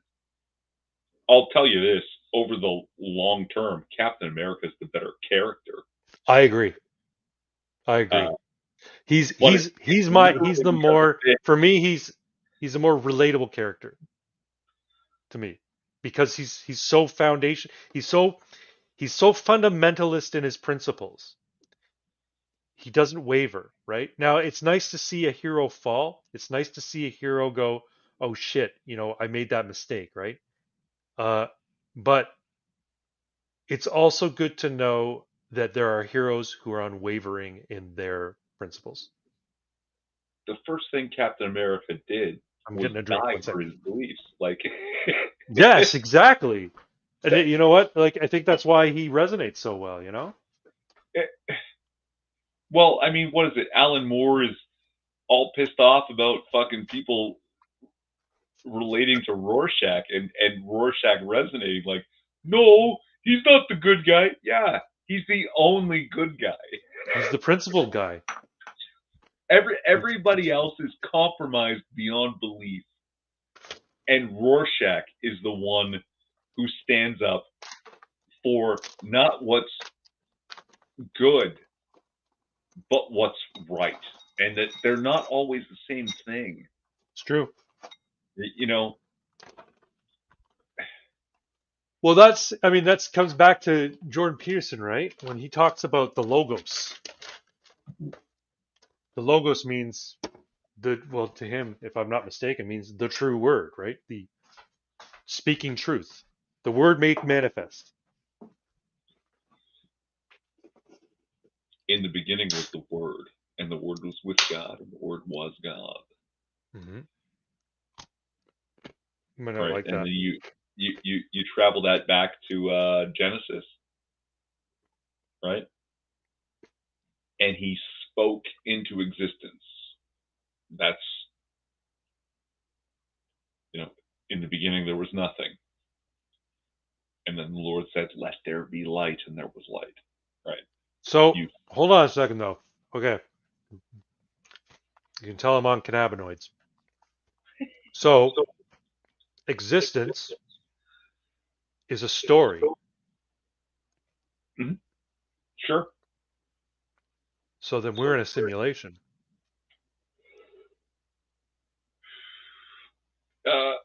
Yeah.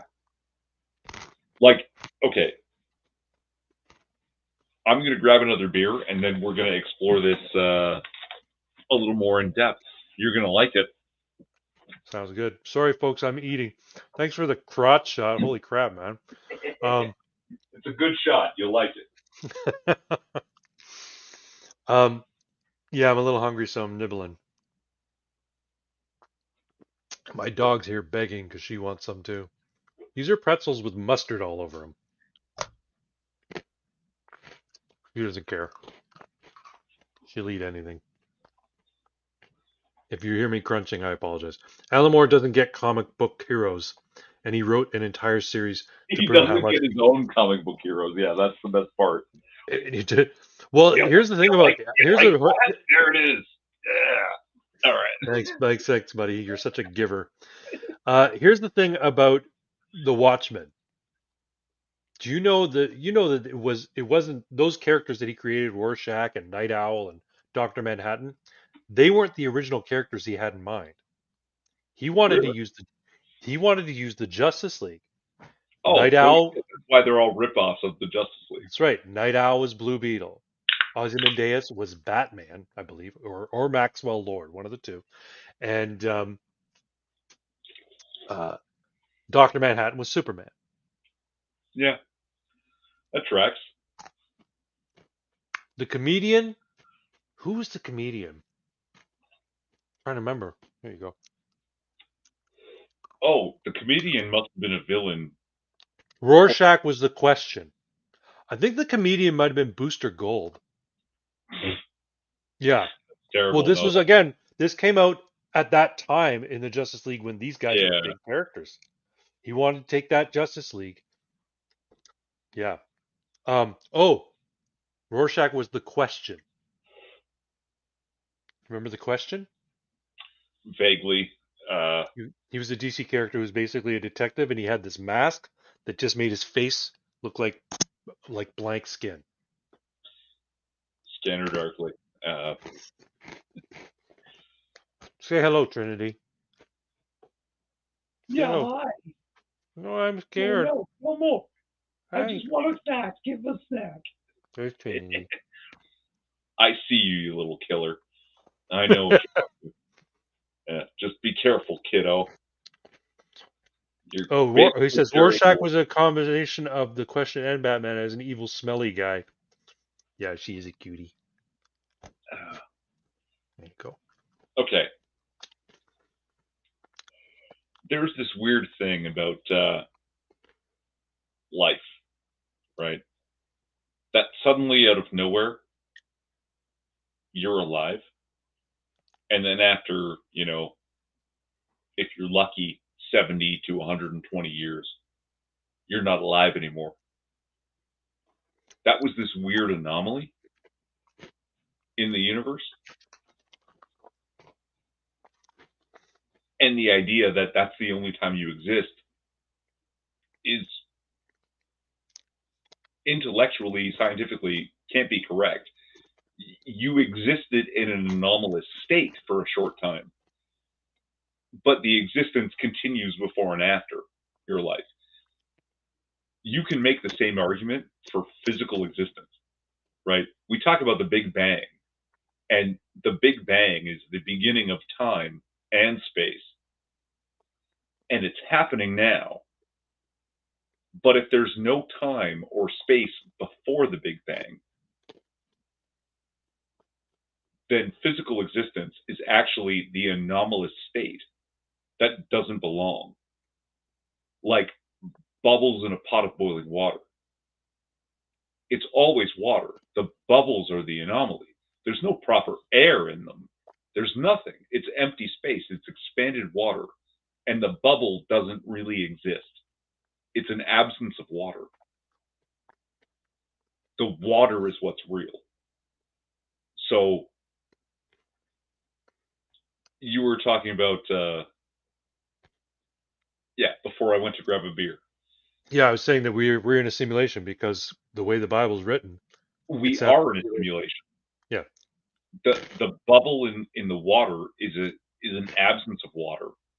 It's not air, right? The heat just expands the water and creates an empty space, and that's what you're living in now. The water is what's real. The atomists saying this empty space in which there's no water is all that exists are fools who don't understand that is the anomaly and everything else is what's real. interesting. Yeah. Isn't it? Mm-hmm. It can't be other things. Like, if you really try to break it down, you're in a simulation and we're making simulations in the simulation and none of it's real. The only thing that's real are those metaphysics, the principle, the thing that you believe is right versus what's wrong. That's real. There's no atoms in right, right? There's no material in wrong, but you know what they are. And they're more valuable to the point that we call them values. Valuable values. Like, those are the only things that are actually real. The atoms, blow your brains out, you're still the same. Those brains are on the wall. It's the same number of fucking particles. Those are the things that have very little meaning and very little value. Why did you put a gun in your mouth is what means something. Why did you not put a gun in your mouth? has real value, right? The shape of my body may be aesthetically pleasing and give me some sort of strength in the world here, but it doesn't really mean anything in the end. Because in the end, the body will rot and die and rot and just become plant food. So, what's real? What's lasting? What's meaningful? Atoms aren't that. They don't have it. They don't exist. I think we're drops in a pond or a puddle. And the bigger the drop, the larger and wider the ripples go. Mm. And our goal, by the time we land and hit that puddle, is to be as big as we can so that the impacts of our lives ripple as far as possible. To what end? You know what I mean? To what end? Yeah. I don't know if there's an end to it. I think it's just so it's a predisposition. We're inclined to do it because we know that our lives are finite. So the impact we can have beyond our life is what's the most important to us.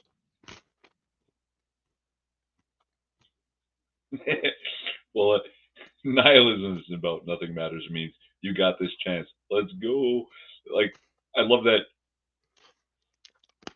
the nihilism, what people think nihilism is, nothing in life matters. What nihilism really is, nothing in life matters.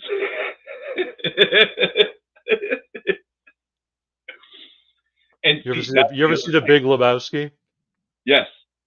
The scene where the three nihilists who are like they're involved in some sort of kidnapping or something, and fucking not Tom Arnold. What the fuck's his name? Big guy, the big guy. What's his name? Goodman. John Goodman. There we are. John Goodman comes out, and Steve Buscemi's there. He's like, "They got guns." It's like, "Don't worry, they're nihilists. They're harmless."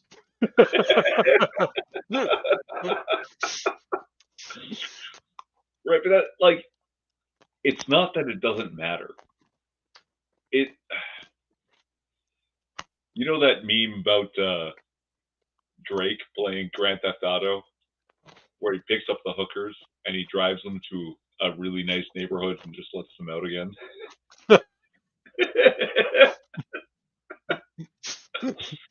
Like, when you play a video game, you can play the video game in any way you want. But you play City of Heroes, and you don't play City of Villains, correct? Right. You could choose to be a villain, but you don't. No. Because there's something that compels you. Right? Like, it's in that game it's the aesthetic. And you're right, there is a compulsion that I want to be the good guy. I do want to be the good guy. And not I want to be the hero or I want to be the main character. I want to be better. I want a glimpse of what I can be. You know, like, I'm not as good as I should be in the real world. Real. What does that mean? I think for me, wanting to be a good guy, part of it has to do with ego. Because part of me, the ultimate for me to be a good guy would to be a spectacle for others to go, that's a good guy. Would be somebody to inspire others to be good. See, but and that's ego. Only some of that is ego, because what you want is to be better.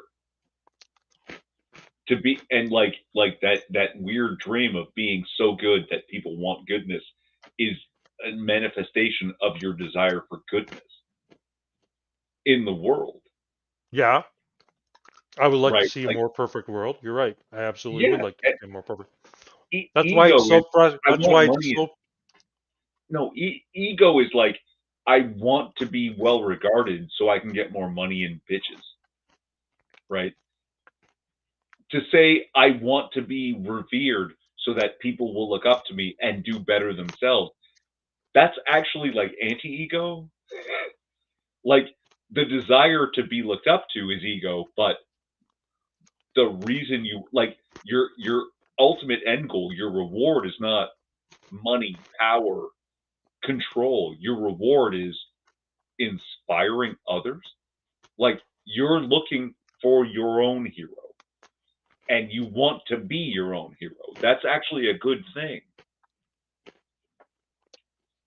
But why do I I want could to be be the the good hero that guy? doesn't That's exist. what keeps moving back to. Why do I want to be the good guy? I don't know. Makes me feel good. There, I'm of the belief there's no such thing as a selfless act, and I don't think that's wrong.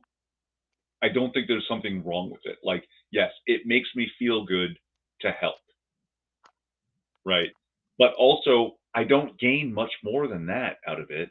Like, God, one time I was going in my own neighborhood.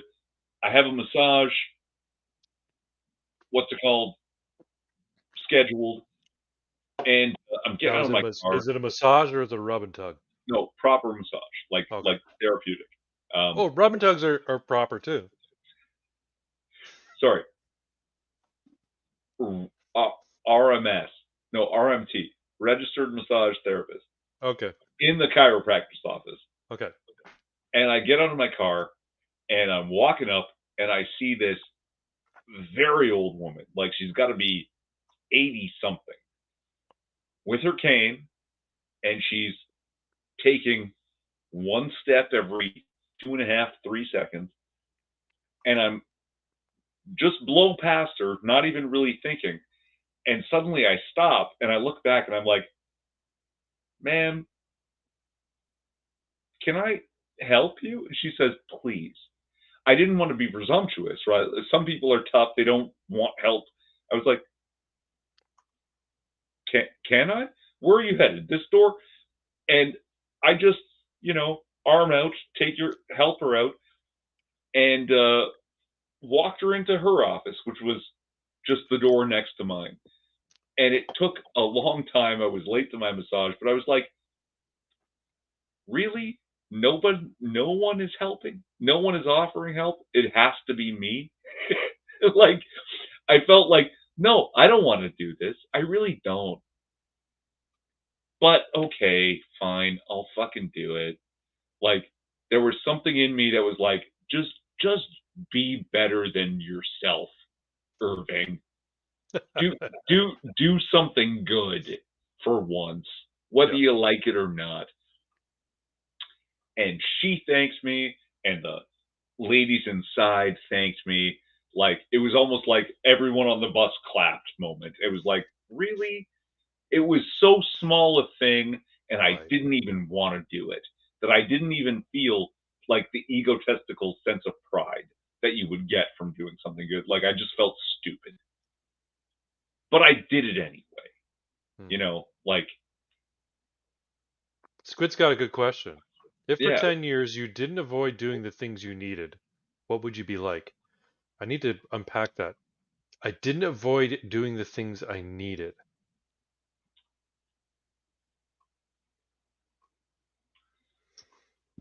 So the things I know I need to accomplish, but I'm putting off. this is a weird. Well, I'll tell you one thing. This house would look like it belonged in a fucking magazine. This house needs to be fixed up. There's lots of shit that I need to do around the house. I got to do the roof. I would have the physique of Canada man. Because I want to be healthier. And 10 years, that would put me right around the time of retirement. I'd be retired. That's what my life would look like. I'd have enough money in the bank and things would be, I'd have a solid enough foundation that I wouldn't have to work anymore. Speak your being forward. I don't know what that means. Oh, Is that? speak it into existence. I see what you're saying. Yeah, I think that, yeah, like I've got this weird thing, and maybe it it is a little bit ego. If I say I'm going to do it out loud, especially to another person, Hmm. then I do it. It's not that I'm a man of my word. It's that I need you to believe it. You know? Well, you know how I said back when I joined the gym last year, I had this goal that by November of last year. So I joined in the middle of the year. I joined in like March. And I was like, I need to have the physique of Captain America by November. This is what I told my trainer. And I said, "Is that possible?" Because I didn't think it was it was possible. He's like, "Yeah, it's possible. You're gonna have to make some sacrifices. Oh, you gotta really dial in your diet, and you gotta work. You gotta really put in the effort." You got a pin Did test. What's that? You got a pin test. Yeah. Just Did I Trent. reach it? Trent. No, I did not reach. I did not reach Captain America's physique by November. But I lost weight and I did put on muscle, and I was physically. You could visibly see it. So I was like, "Oh, okay." So I know it's possible, but am I disciplined enough to do it? Well, obviously I wasn't. But I'd like to be by 10 years, I'd like to be in good shape. I'd like to be in the best shape of my life in another year, and I'd like it to just sort of maintain that as long as I can.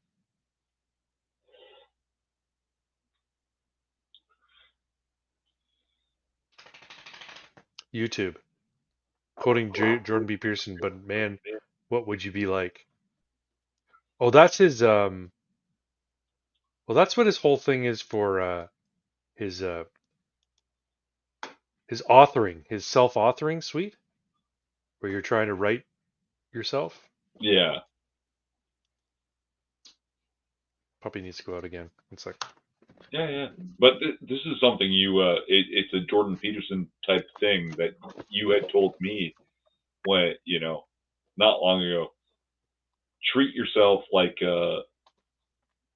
like, somebody who matters. You're somebody you're responsible for taking care of. yeah. And that's not always easy. Yep. Like sometimes you sort of disregard yourself for your material responsibilities and maybe sometimes for your fucking emotionals, Yeah. right? Hey, You this is work only for a a lot. 6 minute video. This is a 6 minute video. You want me to show it? Do I want you to? Yeah, you want to fire it up? All right. Let's make a point of interjecting every 30 to 45 seconds to make sure we don't get a strike. And we're at 3.5 hours. Oh my God. Why don't we finish with this? Okay, yeah, let's do it. Bring it up, son. You can see that? We will. Yeah, we've got it. If you take people and you expose them voluntarily to things that they are avoiding and are afraid of, that they know they need to overcome in order to meet their goals, their self-defined goals. If you can teach people to stand up in the face of the things they're afraid of, they get stronger. And you don't know what the upper limits to that are, because you might ask yourself, like, if for 10 years, if you didn't avoid doing what you knew you needed to do, by your own definitions, right, within the value structure that you've created, to the degree that you've done that, what would you be like? Pause. Yes, perfect. You go to the gym Mm-hmm. for the first time in your life and you try Yeah. to bench press 100 pounds. Yeah. No way. Maybe you can't. And 3, 4, 5 months down the line, you find yourself bench pressing 100 pounds for multiple reps. Yep. 100 pounds did not become lighter. This didn't become easier. You became stronger. Right. You've changed. The weight didn't. And that's something like I say this a lot. If I was born 20 odd years ago instead of 40 something, Mm. they would have called me autistic and let me get away with all kinds of shit. But I was forced to confront certain things I didn't like and practiced them until I could perform these functions regularly, right? Mm-hmm. That I look people in the eye, whether or not I like it doesn't matter anymore, because I know that's the thing that should be done. I remember to ask, and how are you? When people have asked me, how are you? Not great. Like, you know, so I say a pleasant thing and ask them in return and stuff like that. Like, I'm not less autistic. I'm not more comfortable. I'm just stronger at dealing with these kinds of things. Okay. If you don't have any comments, we can move on here. Let's do it, because I think the beat's about to drop. What would you be like? What would you be like? What would you be like? What would you be like? What would you be like? Oh, is that it? 6 minutes of this now? Yeah. I think it's just him. What would you be like the whole time? He might break back into other stuff too, but that's great. I love the Dragon Ball Z imagery as well. Well, like Goku is the ultimate autist, the ultimate principled being. Is he? Because I don't know anything about Dragon Ball. Oh, Dragon Ball is beautiful because it's all about overcoming adversity. Oh, is that right? Right. Yeah. Oh, 100%. Every time he thinks he's accomplished something great, a greater challenge comes, and he says, "Well, I don't think I can do it. I don't know that I can win, but I have to try." Hmm. And he just he gets his ass kicked repeatedly and gets up again. It's that Japanese adage. I can't say it in Japanese, but basically, fall down 7 times, get up 8. And he just keeps getting up. It was like, how do you become as powerful as you? Fall down 7 times and get up 8. One of my heroes, maybe. I used to be a big fan of chess, played a lot of chess. Mm-hmm. One of my favorites is Alexander Alekhine. He was asked, how does one become a grandmaster of chess? And his answer was, you have to lose 15,000 games. You have to play better opponents, people who are better than you, and they have to kick your fucking ass forever. And one day you'll stand up and you'll be a fucking grandmaster. Did you watch that? Sorry, did you watch that Netflix series, The Queen's Gambit? Yes. I only watched a little bit of it. I only watched like a couple episodes. I liked it, but I haven't watched anymore. Yeah, no, she was great. She was one of the few females that played among the men, and never wavered in her. She's that actress. That actress is very striking looking, eh? Anya Taylor-Joy. Yeah. Is that her name? Did you ever see The Witch? The Vivitch? No. The Witch? You should watch it. It's on Netflix. No, she's in the Glass trilogy. Okay. She's also in a movie with Ray Fiennes called, I want to say it's called The Menu. Yeah. I heard about that. Yeah. I want to see that movie so bad. It's going to be out on streaming soon for free, but right now it's for rent. Sci-fi, part horror, part fucking mockery. Yeah, it's like a cultural commentary and yeah, sort of thriller. Yeah, looks good. Boot this though, right? Like we can go back to this. Oh, you want me to keep going?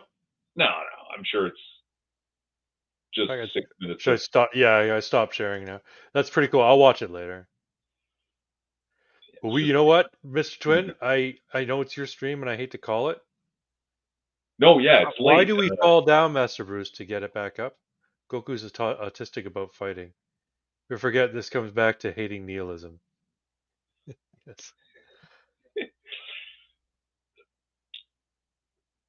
No, but there's something about that. Like there's a principle that exists beyond survival. Mhm. Because sometimes we'll stand up and die. We'll Mhm. die on this hill. That's anti-survival. Mhm. That's doing something metaphysical. That's doing something beyond the atoms, beyond the genes, beyond the predilection for survival and passing the genes on. Did you forget the dog outside? Trinity, Trinity, come here. Get in here. Hey, come. Yeah, she's been out there all of it. Trinity, stop. Hey, get in here. Come. She loves it outside. I'm gonna build her a fucking doghouse in the spring. Trinity, come on. How long was she out there? Like 25 minutes? Give or Hey, take. come on. Come on. Not like terrible long. It's a warm. No. It's warm for Canada. I just completely forgot about her. Fuck. Sounds like we're wrapping up. Hey, you guys. No, thank you, Squid, for sticking it out with us. Yeah, you're awesome. We should wrap it up though, man. It's like, fuck, it's 1:30. Yeah, it's almost 2. Yeah. Definitely. But like, just that we circle around it all the time, and you keep saying I'm an atheist. It's like, no, you believe in something greater than yourself, something beyond the physical. You can't possibly be an atheist. We'll Limited. we'll agree to disagree because my definition of atheist is not is very simple. Stop it. Yeah, we Stop can make up barking. whatever shit we want, but the fact is, you believe in something greater. Come here. You believe in something that can't be quantified in Right. our limited physical capacity, and you Yeah, I believe don't think in we have the I something, don't think we have the capability to understand it. I think there's things outside of our ability to understand. Yes. and you want to say also that is atheism. It's like, no, that's like literally you just No. defined not atheism. No. Atheism is a lack of belief in a god. That's all I have. I don't believe in a god. It doesn't mean I don't believe in the metaphysics of the universe. Stop it! Stop barking! You're being annoying now. I used to like you, and now I'm starting to hate you. Anyway. All of those things simply imply the existence of what we would call God. Like, But not and you're like, necessarily. I believe in all of the things that point towards God, but not God. Well, I don't see it that way. It doesn't have to be a god. It could be something outside. It could be something that we just don't understand at all. You might conceptualize it as God, but it might be something that completely defies conceptualization. That is the definition of God. That is a definition of God. Anyway, we're not gonna get this settled tonight, man.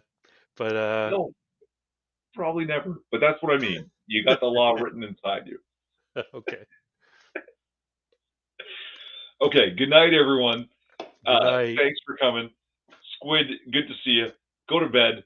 It's time to end the stream. I'm hitting the buttons. We'll make a Christian out of this guy. Don't you worry. Good night. Buttons.